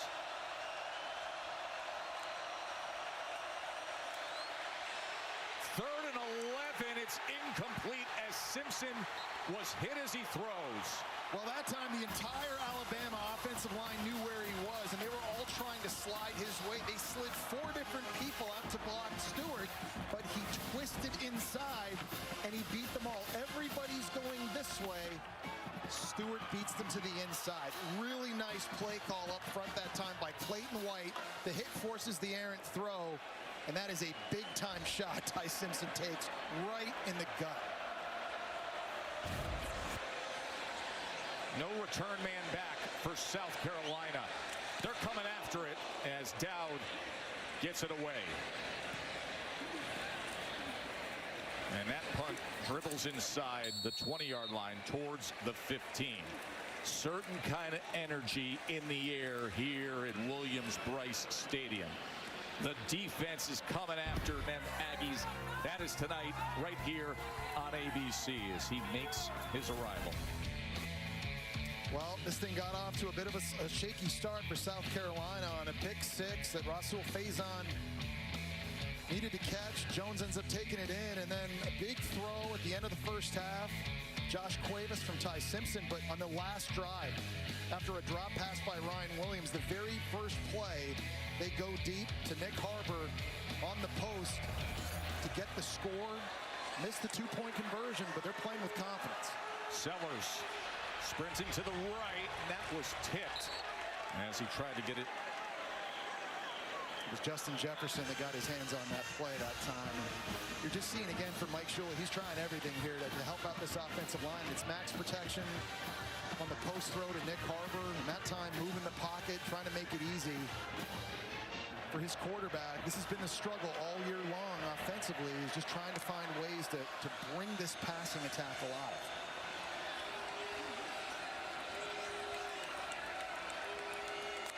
Harbor had the big moment to get them back in this game. Face on with the carry now. It'll be third down from the 18-yard line. Overton with the tackle. And one thing that Kane Womack, the D coordinator for Alabama, has done more and more as the season has gone on is blitz. He is bringing linebackers. He's bringing safeties. And in situations like this, he's trying to simulate pressure. He's going to stunt and twist guys up on the defensive line, try and confuse South Carolina's O-line and see if they can create a space and a gap to run a guy through to get to Sellers. Kane knows they've struggled with movement and pass protection this year. Third down and 7. Here comes the pressure. Sellers gets rid of it and has a first down. It's Jordan Dingle, his tight end. And that's a great job by Sellers that time, just beating the blitz with the throw. Xavier Brown is running in unimpeded from the second level over here, and he's just going to find Dingle, the Kentucky transfer. He does a really nice job just setting down right in the middle of that zone. Faison, and he's driven back right at the line of scrimmage that time by Keenan. Yeah, Tim Keenan at 320 pounds. And like we're talking earlier about the impact he's had. He just stones Boaz Stanley at center, right up front, right in the middle. He's able to get off of it and make the play. It's a big win for them getting him back on the field. Second and 9, Sellers was chased back, and that's incomplete. It'll be third and long.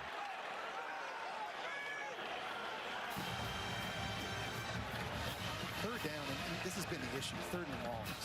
All year, 33% on third down. And the average to-go distance is 3rd and 9. They've just been living in this situation way too much. Penalty flag down at the 31-yard line.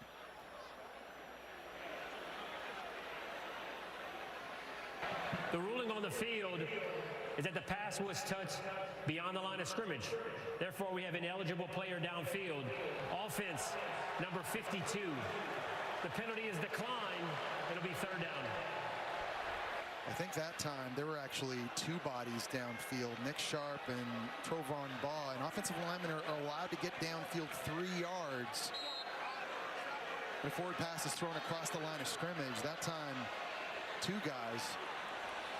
Bama declines the penalty, and here's that third and long situation that they've just been living in all season. 3 for 10 on third down today. 3rd and 9, 4-man rush for Lenore. Sellers hit as he tried to throw, and it's incomplete. Yanze Pierre, who had 3 sacks against Tennessee again, he's working a stunt. Comes inside against Trovon Baugh. Right here, he's not able to get the sack, but he's able to push the guard right back into the QB. Sellers can't get a clean throw away.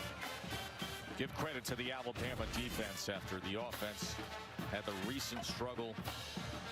And their pass rush, Joe, in the last 3 games has gotten better, too. That was their big issue a year ago in the first half of this season. But these last 3 games now, they're getting a lot more consistent getting after the QB. Love punts away. And it harmlessly goes out of bounds.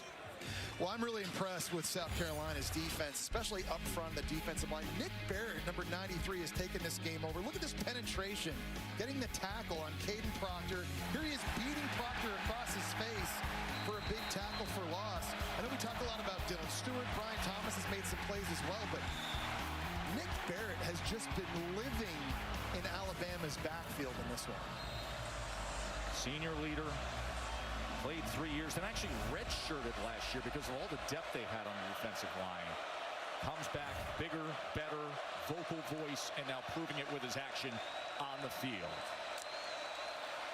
Ty Simpson on first down, gets the ball out quickly and does so to Ryan Williams. You know, I always love that when quarterbacks go right back to a guy after he's dropped a pass. And not that you're worried about Ryan Williams' confidence. I'm sure he's supremely confident, but you just want to get the good mojo back, right? So just throw him a quick stick route, get a couple of yards. Here we go. 7-yard reception for Williams. Jam Miller now out of the backfield as a flag is down as Miller takes it ahead for what now is a first down for Alabama, but the flag's back at the 23. Personal foul, hands to the face. offense, number 64. The penalty will be enforced half the distance to the goal from the previous spot. Remains second down. Michael Carroll, a true freshman who just gets his right hand right into the face mask of Dylan Stewart. And this true freshman, big time recruit. The #1 guard prospect coming out of high school. But you're out on an island against one of the best pure pass rushers, not just in the SEC, but in college football. And you are going to have your hands full.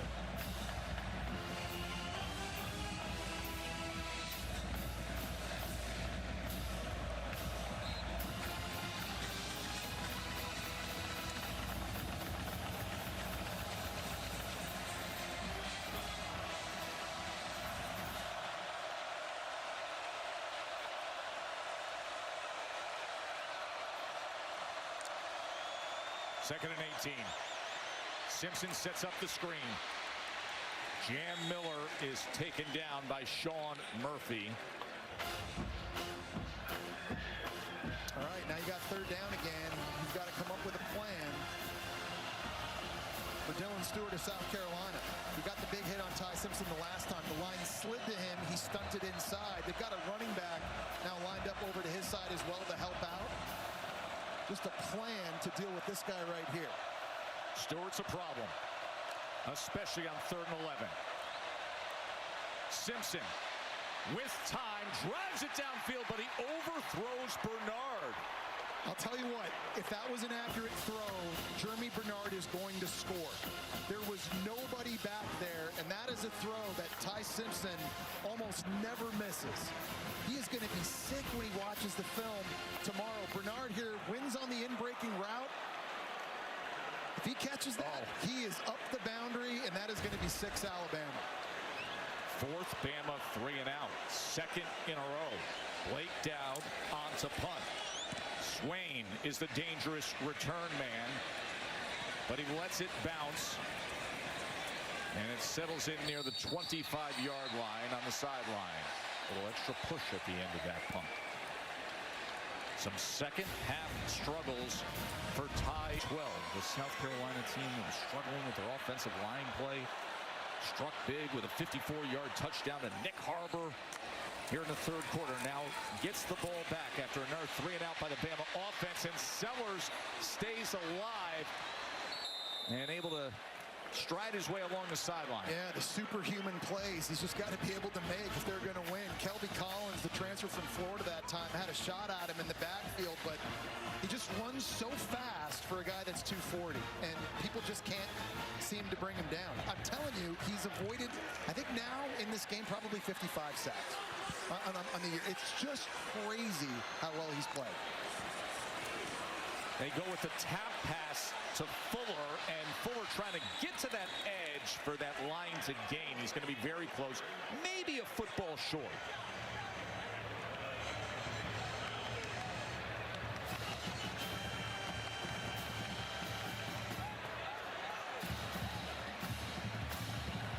Shane Beamer, he knows what it takes to have days like this. 3 top 10 wins under Beamer. They're saying it's a first down. They moved the sticks. They did. By the way, those 3 top 10 wins that he's had against top 10 opponents, they all came when South Carolina was unranked, as they are, of course, today at 3 and 4. Sellers going to try to run it straight ahead. He's wrapped up by Jefferson. Well, it's true. Listen, when there were divisions in the SEC, it was hard for South Carolina to win in the East. Now you take the divisions away. You've got to play Bama and LSU and Oklahoma, Ole Miss. I mean, it's just ridiculous what they're having to go through. But in these big games, under Beamer, they played well. 2nd and 8. This is where he's so dangerous. Sellers slides down after picking up good yardage. And South Carolina, here they are, past midfield. Late 3rd quarter, only trailing by 2. Well, Alabama just gets out of their rush lanes. They're trying to bring pressure out here. There's nobody up the middle of the field for Sellers, and this is just way too easy of a decision for him to just tuck it and go. 17-yard run by Lenore Sellers. And now he gets it to little brother Jaden, who slithers ahead and dives inside the 40. Yeah, nice job there by Dre Jacobs and the tight end Brady Hunt, getting out in front on the perimeter and getting some blocks. Going to the quick game now, spitting the football out to the outside and letting some of your speed go to work. 7-yard reception. Sellers with a man coming straight at him. And it's incomplete as Xavier Mincy was like a heat-seeking missile.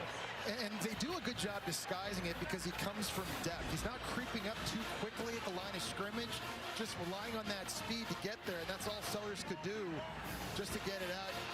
See Sean Elliott, the offensive line coach, upset his guys didn't pick that one up. But here's the good news, though. A couple times on this drive, 3rd down and manageable. I haven't seen a lot of that this season. This just makes it so much easier on the play caller, Mike Shula, and, of course, on Lenora Sellers. Let's see how they get about it with 3rd and 3.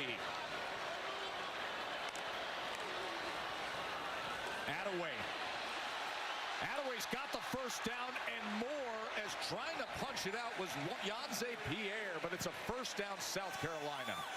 Boaz Stanley at center, and he's lost a few battles to Tim Keenan, but he absolutely wins this one.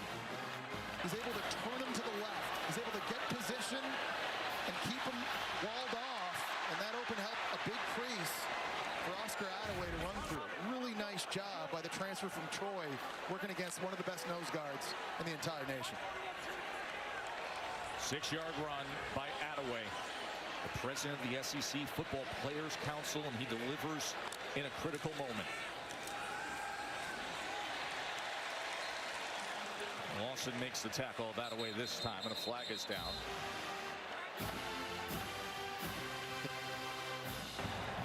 Holding. Offense, number 50. 10-yard penalty from the previous spot. First down. Just when we were praising him, Jesse.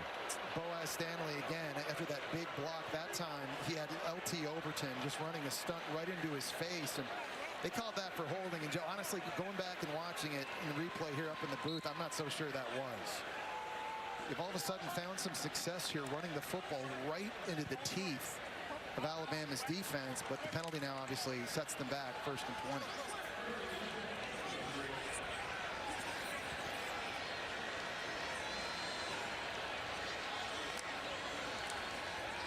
Sellers, as he tries to get free, made a man miss. Man, oh man, does he have athletic ability. Well, and Mike Shula's trying a bunch of different things to give him help. He brought Jordan Dingle, a tight end, in motion that time to try and seal the edge on Yanze Pierre, and it actually worked for a split second. It gave Sellers just a split-second opportunity to get into the second level. Pierre almost brings him down, but somehow, some way, the guy just never goes down. 2nd and a long 8 here. Attaway again, as he's been getting continued work. Hill Green with the tackle. So if you're Alabama here on 3rd down, it's not even necessarily about sacking Lenora Sellers. Can you just cage him? Yes. Whether it's a 3-man rush, a 4-man rush, a blitz, can guys just stay in their lane and not let Lenora Sellers out of the pocket?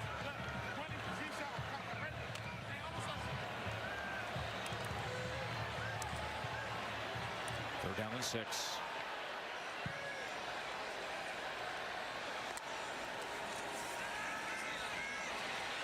Sellers, was nearly intercepted as Xavier Brown, who was the star of last week's game with the 99-yard pick 6, had a shot at it, and it's 4th down. And that's one Xavier Brown has got to be able to make. You're right. The interception last week was just so incredible. Great job high pointing.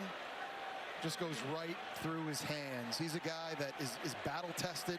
Started all 13 games a year ago as a true freshman. Had some ups and downs throughout his career, coming off his biggest game. And now an opportunity for William Joyce, the 6-year player, but his first year as the starter, to give South Carolina the lead. 47-yard attempt. And will you look at what we have here? Their first lead since that opening drive when they were up 3-0. Shane Beamer is loving it, and he's seeing a lot of fight from his team. They've done an outstanding job defensively in this game. That's really the big story, but these last couple of drives now, this South Carolina offense has come alive. Really good drive there, throwing and running. Some big plays by Sellers to set up their kicker, who absolutely smokes that. William Joyce, who missed a big one earlier in the game. This one stays true, and this crowd, they are energized, and you just know South Carolina, with all the momentum now on their side, they are feeding off of this energy. Yep, there's a sandstorm here in Columbia with a 15-14 lead. We have said it time and again, take it in, because this is the sneaky great atmosphere in the SEC. I agree. As a guy who's played twice here, this is, in my opinion, the most underrated stadium and crowd in the conference.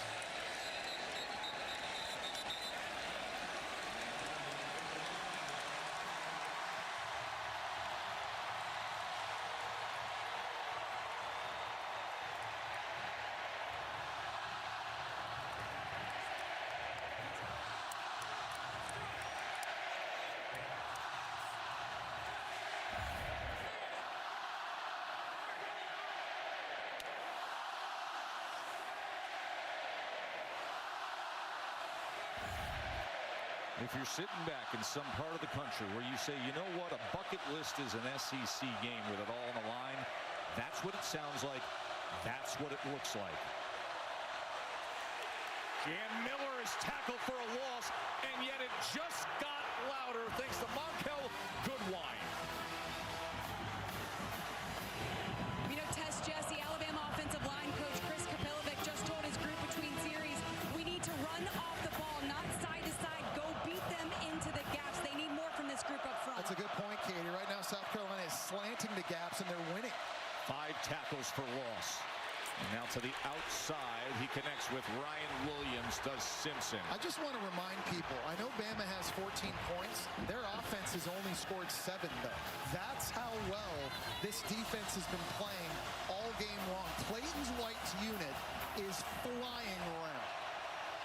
Tremendous defensive coordinators, Clayton White for South Carolina, and now his defense can get off the field again. It's a 3rd and 7. Simpson wants a whole lot more than 7, and it's incomplete. He was looking for Bernard, and Swain had coverage. Bakari Swain has made a couple of huge plays in this one. The sack, fumble, and this time Jeremy Bernard got behind him, but Swain, who's taken 3 punts to the house this year, has great catch-up speed. And it looked at this one, when this ball was thrown, I'm thinking, oh, this is a touchdown Alabama. Swain's able to catch up. The ball a bit underthrown. A little bit of contact, but the referees have been letting them go on both sides of the field, and it's a consistent call. Dow punting away.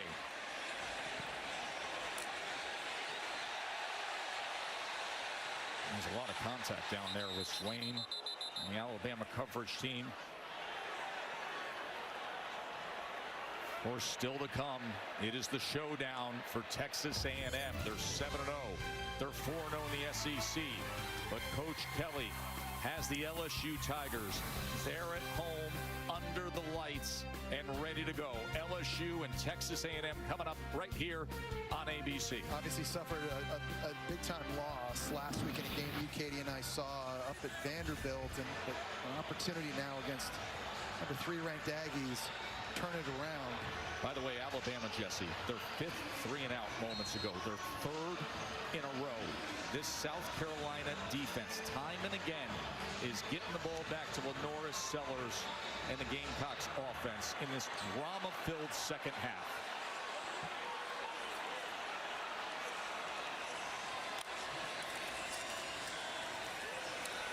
Sellers, as he gets it out to the 21-yard line, tackled by Lawson. So this is how it's going to play out. The number 4 team in the country that's been on the hottest roll through ranked teams is going to start the 4th quarter on the road. Finish. What do you need to see from both sides here in this final quarter?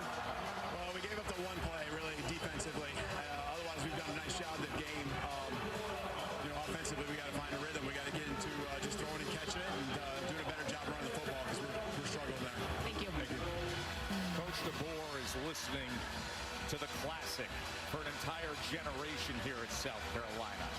The Euro Dance Trance Classic Sandstorm that takes over this place on days like this. We are starting the fourth quarter with Lenoris Sellers on the go and South Carolina with a 1-point lead. And for them to keep that lead, they just got to keep these third downs manageable and give them an opportunity. And I love just putting the ball in Lenoris Sellers' hands here. He's the best athlete on the field. So whether it's running the football, whether it's getting him on the move, giving him run-pass options on the outside, put the ball in the hands of your best player and go win the game. A year ago at Alabama, he nearly led a comeback in the final seconds. Here, he has the lead in the final quarter. 3rd and 4.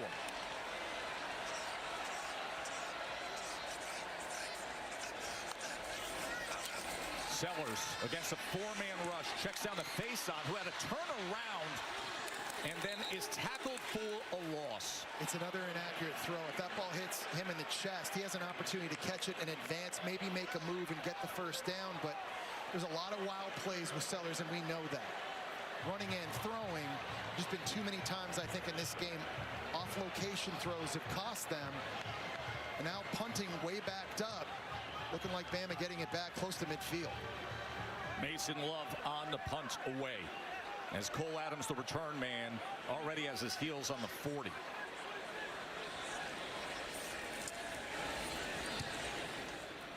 Love with a knuckler. A lot of contact there. South Carolina jumps on it, claiming it is their ball. And it is! The ball hit an Alabama player. Is the ball hit a kicking team player? Correction, a receiving team player recovered by the kickers. First down, South Carolina at the spot of recovery. Nick Harbor was down there to jump on it. What a moment, Jesse. And I don't know if this hit Cole Adams or if it's number 3. I think that's Mbakwe, number 3, right there on the hit. That absolutely does hit him. And South Carolina able to jump on this. A huge break here for the Gamecocks. So all of a sudden, South Carolina, after the turnover, it hit the backup receiver, special teamer, Jalen Mbakwe, and South Carolina takes possession at the Alabama 30.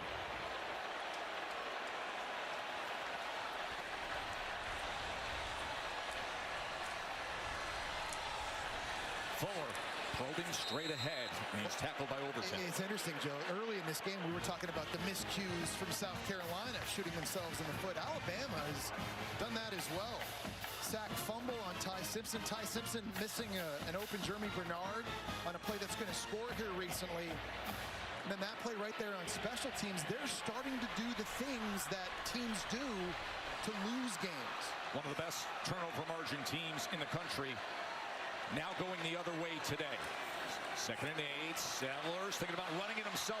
Escapes that pocket, collapsing, and then takes Bray Hubbard for a ride. As at the end of that play, players jumping ahead on that ball, but they're going to mark him down at the 20.5-yard line. Lenoris Sellers that time breaks tackles from James Smith, from Yanze Pierre, and from Justin Jefferson. 3 guys on Alabama had an opportunity and a crack at number 16, and still somehow is able to get north. Big James Smith, that defensive line, they've got to deal with a very fiery Lenoris Sellers, looking for a massive upset here. 3rd and 1. Fuller. He is tripped up, wrapped up, but drives ahead.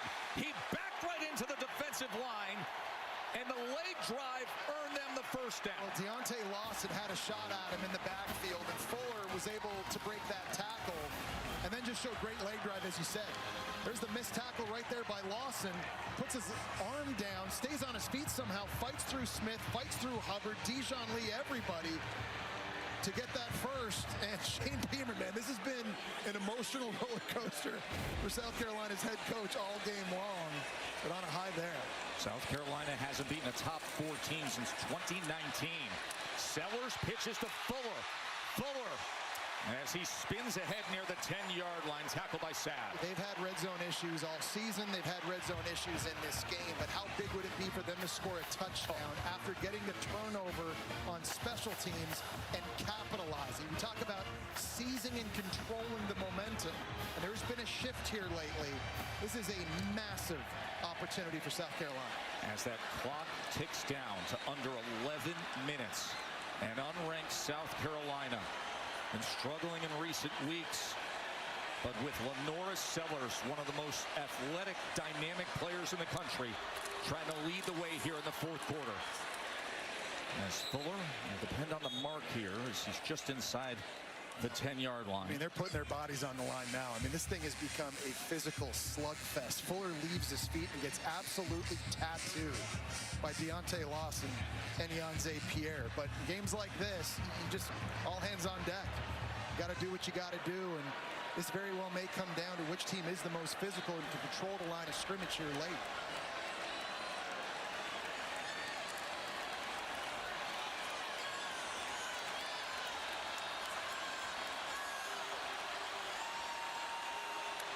Third down and 1. Sellers to the outside. Lenoris to the end zone.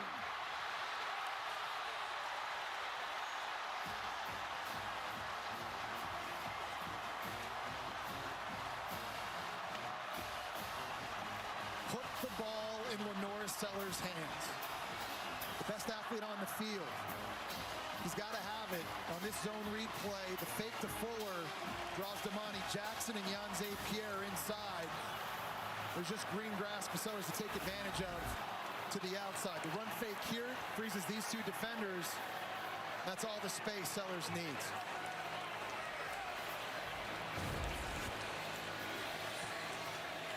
And Joyce makes it an 8-point lead. This is SEC All Day, presented by IHG Hotels and Resorts. Ole Miss, Oklahoma put on a show. Alabama and South Carolina is a potential shocker, and we still have the Aggies and Tigers to come. Rico Scott on the return. You think they're fired up? You think they're hungry? Everybody's getting to the ball for South Carolina. Yeah, they've been galvanized by this crowd. And you look at the recap here for South Carolina, the big play by Nick Harbor in the end zone early in the second half. Really nice field goal kick here by Joyce. Puts another 3 on the board. And then Nick Harbor, obviously, who had the touchdown catch, is able to recover this fumble the last drive out on the muff. Then Lenora Sellers finishes it off. You know, football really is a game of emotion, but it's also a game of momentum. And in the second half, it's totally swung South Carolina's way. It really has. And Jam Miller is looking to fix that here as the hard run straight ahead. And they finally blow the whistle with the 23-yard line being gained. Well, you're down 1 possession if you're Alabama, which means you don't have to abandon the running game. You can see South Carolina's possessed the football. They've owned it. 7 first downs. For Bama, not having a lot of success running the football up to this point, but it's critical here late in the game, just down 8 points, that you're able to have balance.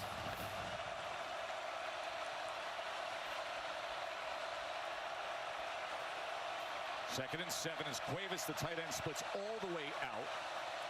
And they bring the receivers in. Simpson has to step up, launches downfield. Oh, and it's batted away at the last possible moment by Jalen Kilgore, or else Jeremy Bernard may have been strutting across the goal line. And Jalen Kilgore got beat across his face on a post, but the recovery speed and able to tip this thing away. This is an unbelievably athletic play. Watch him climb the ladder and knock that down. Or you're absolutely right, Joe. That's going to be a walk-in score for Alabama. A game of inches. Third down and 7.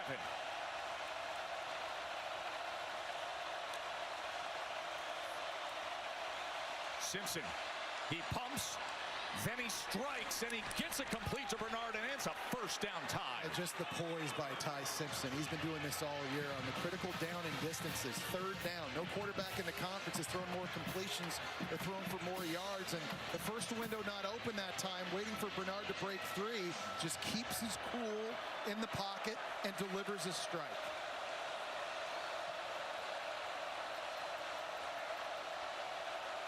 A 13-yard reception by Bernard. For Alabama, first down.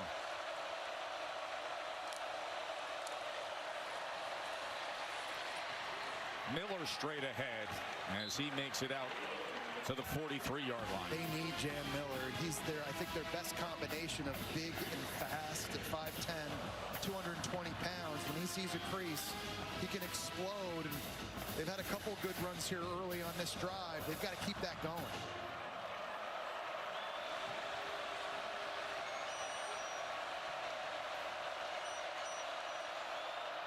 Empty set for Simpson on 2nd and 4. Quickly turns to the slant, and it's incomplete as Bernard could not hold on, and Swain was there defensively. And that's the first drop of the season for Jeremy Bernard. The drops by Ryan Williams, very well documented. Good slant route. It's a good throw, good decision. It's usually a play Jeremy Bernard makes. Now Ty Simpson has had to deal with some hostile environments this year, on the road at Georgia, on the road at Missouri. I don't know if any of them has been as loud as this. Take it in.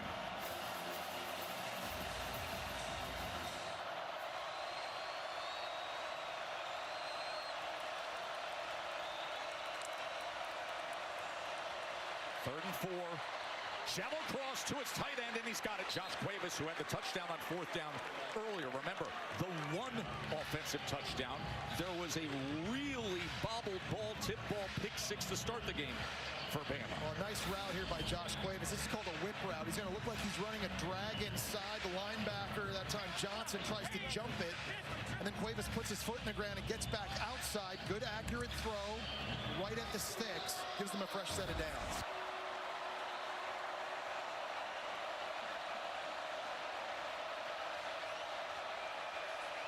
Coming up on 7 minutes to play. Daniel Hill, as he takes advantage of the block, and at 244 pounds, running downhill for a tied first down. I want you to see the center, Parker Brailsford, and his athleticism on this last play. He's pulling to get to the outside. Was able to get a kick-out block. It really helped spring that thing free. 11-yard run by Hill. That is the longest run of the game. The clock ticks down, and Bama tries to tie this game. Here's Ryan Williams in space, a stiff arm, and then an extra effort by Ryan Williams, and that will be a first down. Well done by Williams. Well, we talked about him being the most explosive player in this offense. It's just a little bubble, and you got a tight end out in front blocking, just putting him one-on-one with DQ Smith. And I think the superpower of Ryan Williams is just how sudden he is. He's so explosive. When he has the ball in his hands, everybody holds their breath. He's one play away from taking it to the house. Give credit to the true freshman tight end Caleb Edwards for his effort downfield. 3 straight first downs now for Bama.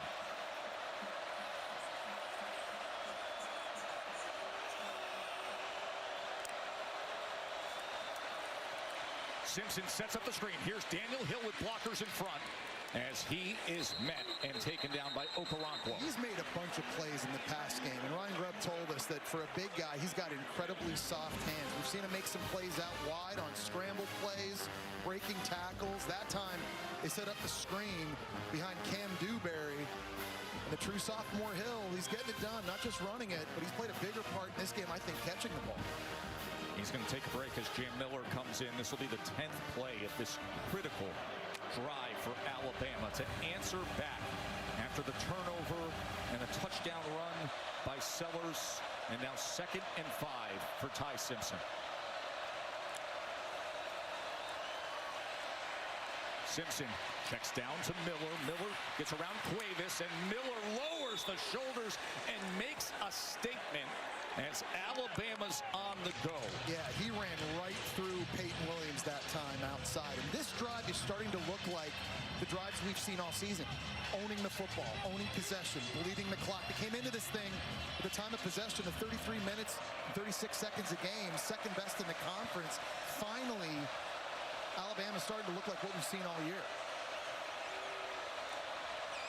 Play action. Simpson.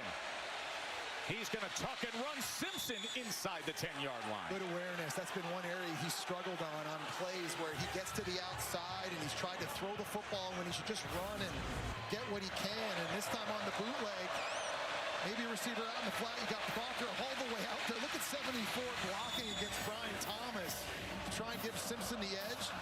Buys him the time. Put this thing now inside the 10-yard line.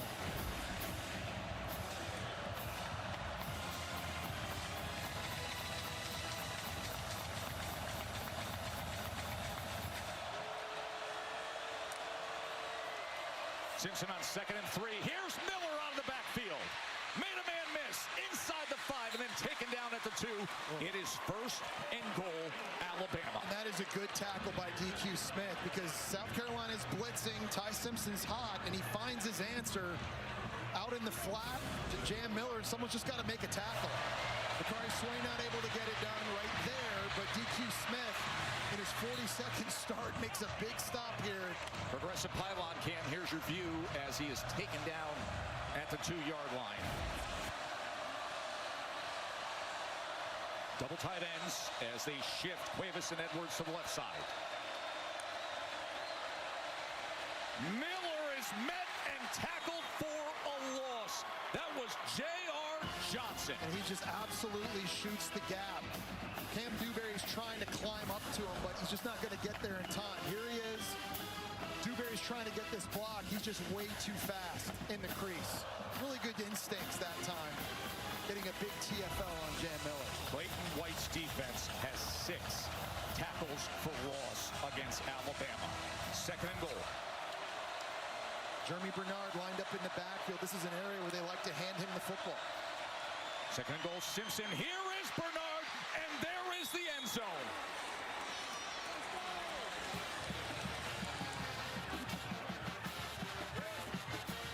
Really nice play design here by the offensive coordinator, Ryan Grubb, and they put Jeremy Bernard in motion. They're just going to run him on a little flat route and try to clear everything out to the left side. Just doing this. He's going to wiggle here and come underneath for the score. And now Alabama will have their first 2-point attempt conversion of the season, and it's to tie the game on the road at South Carolina. Can they do it? They shift Daniel Hill over. He takes the direct snap. It's a trick play to the end zone. Simpson's got it to Cuevas.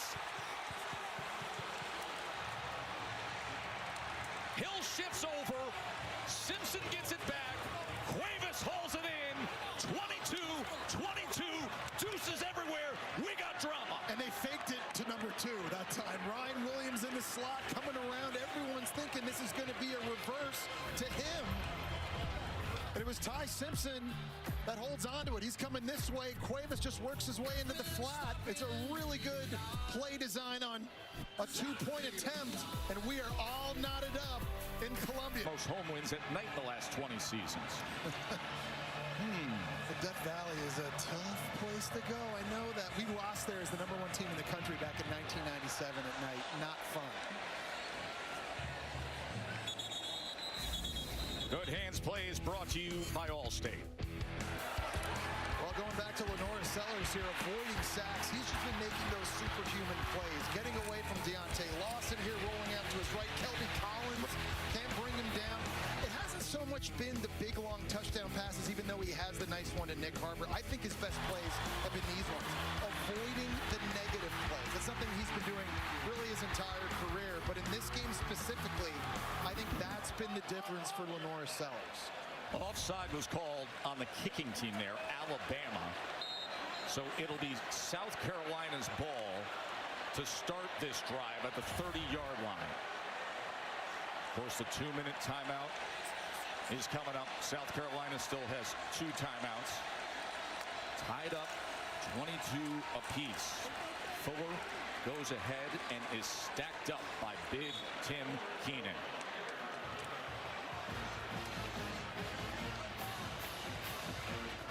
You're going to have the 2-minute timeout to discuss if you're South Carolina. 2 timeouts in your back pocket still. Trying to get into field goal range. See if we can steal this win. Can the number 4 team in the country stay pretty here in Columbia, BC? But here's the situation here. 2-minute timeout coming off of it. South Carolina with the ball. Unranked. Been struggling. They found themselves in the second half. Alabama had a comeback down 8, a touchdown and a 2-point conversion. 2nd and 9, Lenore Sellers. Flag is down as he's chased and nearly tripped up by Overton, but goes downfield and it's incomplete, looking for Hunt. Well, a wild sequence there. A little bit of a flinch up front from Alabama. Offside. Defense, number 23. In the neutral zone at the snap. 5-yard penalty. Remains second down. Lenore Sellers obviously knew he had a free play that time on James Smith. Now, if you're South Carolina, to get into field goal range for William Joyce, his season long is 49 yards against South Carolina State, which means you have to get somewhere close to the 32-yard line if you're Lenore Sellers to give him a good opportunity. 2nd and 4. Work to the gun before that. Here is Sellers, and he's wrapped up by Tim Keenan. Ball may have come out right at the end there. Now they're ruling him down, but you can see Alabama arguing for it. And it is a turnover. As Deontay Lawson. On the field is a fumble recovered by the defense. First down, Alabama. Watch the wrestling match with Tim Keenan at 320 pounds and Lenore Sellers, and Lawson was quick to be right on it. It was Tim Keenan who made the contact initially, and he's in there ripping with his hands. You see Deontay Lawson ripping at it as well. It seems the ball does come out, and Tim Keenan doesn't even know he's on it. He's literally sitting, laying on the football. Deontay Lawson's yelling at him like, dude, the ball's underneath. Incredible play by Deontay Lawson to realize the situation. The ruling on the field is a fumble recovered by the defense. The previous play is under video review. And I think the ball came out before Lenore Sellers' right arm and hit the ground. I think this is going to be a turnover for Alabama.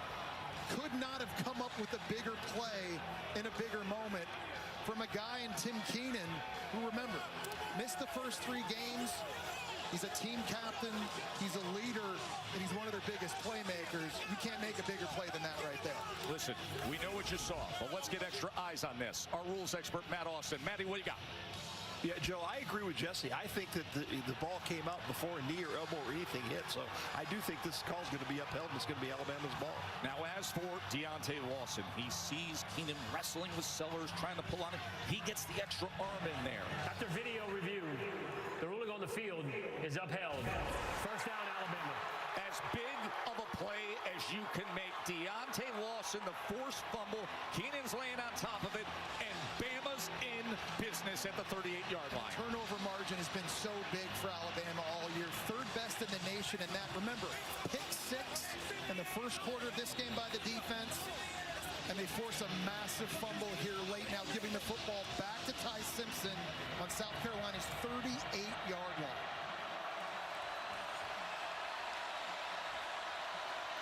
Jan Miller motions back in. Minute 39 to play. Can number 4 Alabama get through this pressure cooker on the road? Jan Miller weaving his way through the South Carolina defense to the 31-yard line. And one thing that Ty Simpson and offensive coordinator Ryan Grubb and everybody on offense in the huddle have to be talking about is ball security. Everybody who has the ball, 2 hands on it. They are putting themselves in position to potentially kick a game-winning field goal. You cannot put the ball on the ground. There's Connor Talty, the redshirt sophomore from Chicago. Sat behind the Groza winner Nicholson a year ago. And now he could put himself in position to be a hero here. Simpson As he gets it complete, and that's a big reception that time by Rico Scott. Well, and a lot of confidence in quarterback Ty Simpson here in this situation. There are a lot of offenses that would just hand it off, try to keep the football centered to help out the field goal kicker. But Alabama allowing their quarterback to throw and to put them in position. A timeout used by South Carolina. We'll take a quick break and see how this plays out when we return. I'm stumped.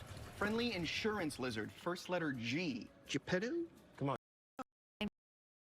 Like Topic.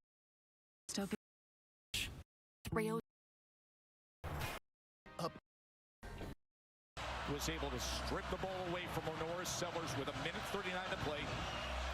And now that man on the left, Connor Talty, will he get a chance to try to win it for Alabama? An attempt would be his first career go-ahead fourth quarter field goal attempt. Simpson. Here's Ryan Williams trying to spin free, but he is wrapped up and brought back by Swain. It's a great tackle that time in the open field, and Bama still needs some yards here. You were talking about Talty at kicker. He's 7 for 7 this year on field goals, 40 yards or less, but only 2 of 6, 41 yards or more. And where they're at right now, this would be about a 42-yarder. Percentages have not been good for him or Kalen DeBoer, so still some pressure, still some work to go here, I think, if you're Alabama. It is a lonely job of the final moments of preparation when it's just striking that ball into the net, taking a glance over at the field, looking at clock and situation and distance, and locking in. And that is the case for Connor Talty. Meanwhile, the scene here at Williams-Brice is wild because most of the students have packed in down low, hoping to celebrate a massive upset. And then the fumble happened. No timeouts remain for South Carolina. 46 seconds to play in regulation. There's a slant, and it's incomplete. Rico Scott could not corral it. We saw Jeremy Bernard drop a slant earlier in this game. That time it's Rico Scott. Obviously, the Ryan Williams drop as well. This is a tight window throw. And that's just one Rico Scott has got to be able to make. Drops have really hurt Alabama now in the passing game. And so for this play call here, 3rd and long, I think one thing you've got to be thinking about if you're Ryan Grubb is how do we get the ball centered in the middle of the field to help out our kicker, Connor Talty. If we can't pick up the first, can we at least put it in better position? Jeremy Bernard is lined up in the backfield at quarterback before they utilize the timeout.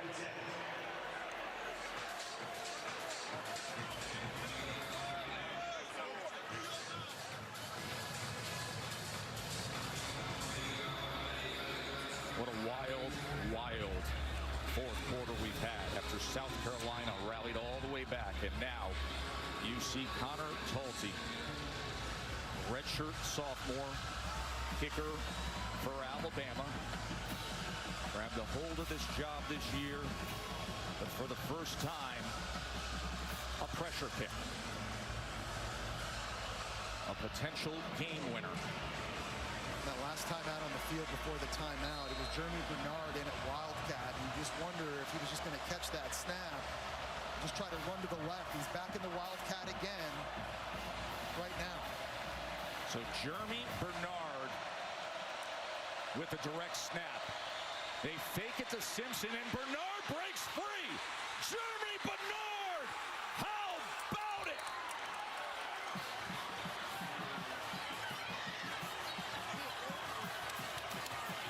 A 25-yard touchdown run by Jeremy Bernard. This is wild because he's going to fake the reverse to Ty Simpson. He gets out wide. He's one-on-one with DQ Smith.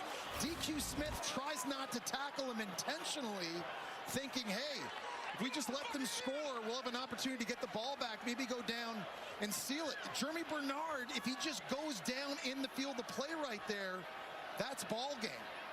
Let's look at his foot here. Does he stay in right? Oh, yeah. Yes. What balance, what body control from the Swiss Army knife of this offense, Jeremy Bernard. But you hear what I'm saying? Yes. If he just goes out of bounds.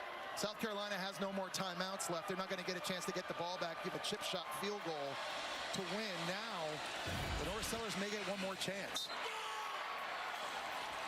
As Talty adds the extra point.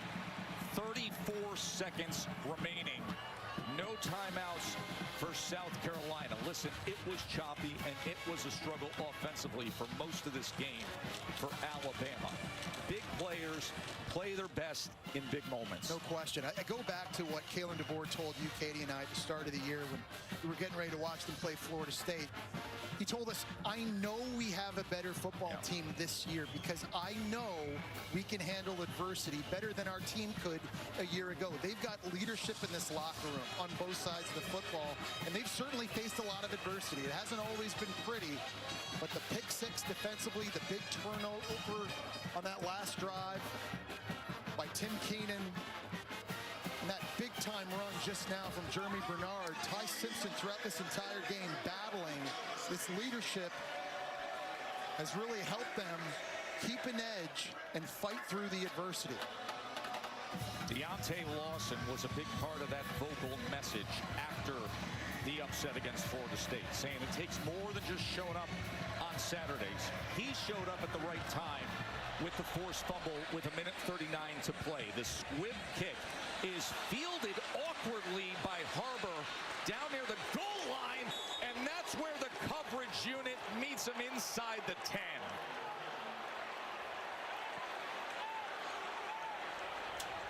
Tough sledding now for the South Carolina offense. Fans know it. No timeouts left. Backed up. You need 7 points to send this thing into OT. And again, the offensive line, that has been a major issue for them all season long. And you just know the front three, front four from Alabama are going to be pinning their ears back. And you just expect Bama to play some big soft zone coverage in behind it. Here's Sellers as he goes underneath to his tight end Hunt. Remember, no timeouts remaining. It's a great job by Bama converging and getting a tackle in the field of play. It's now wasting precious seconds and taking them off the clock.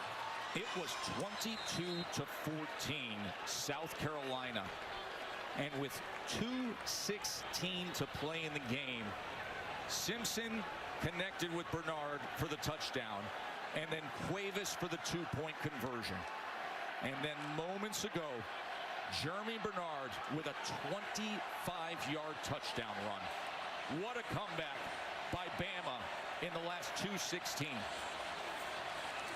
Sellers. And he is brought down as Keon Keeley, who's taken much more of a central role, puts it into it. An absolute thriller here at Williams-Brice Stadium. You got to give Bama so much credit. Mental toughness, again, wasn't pretty. Could they keep their edge after beating four straight ranked SEC opponents without a bye week? The first team in the SEC history to do that. And the leadership and the playmakers stepped up in this game when they needed it most, and they survived here in Columbia. Katie's with Coach. Thanks, Tess. Coach DeBoer, it's not about how you start, it's about how you finish. What makes you most proud of the way your team was able to do so tonight? It's exactly that, and they're going to keep playing. And, you know, as long as they keep that mindset, you know, we're going to be competitive and have a chance in every single game. And we were great in the critical moments. There were some things that we didn't do well throughout the game, but we were great in the critical moments, and that was at the end of the game here. Deontay Lawson comes up with the biggest play of the game. What can you say about that shot that he was able to come up with? Yeah, it's huge. I mean, just, again, guys have been in the program, a guy like Deontay. I'm proud of him. I'm proud of TK. Those guys are, you know, heart and soul. I mean, they're captains. They've been here forever. These are the moments that they've worked so hard for. But I'm proud of the coaching staff. Continue to just keep these guys heading in the right direction. I'm proud of our players for continuing to fight. Congratulations on the win. Thank you.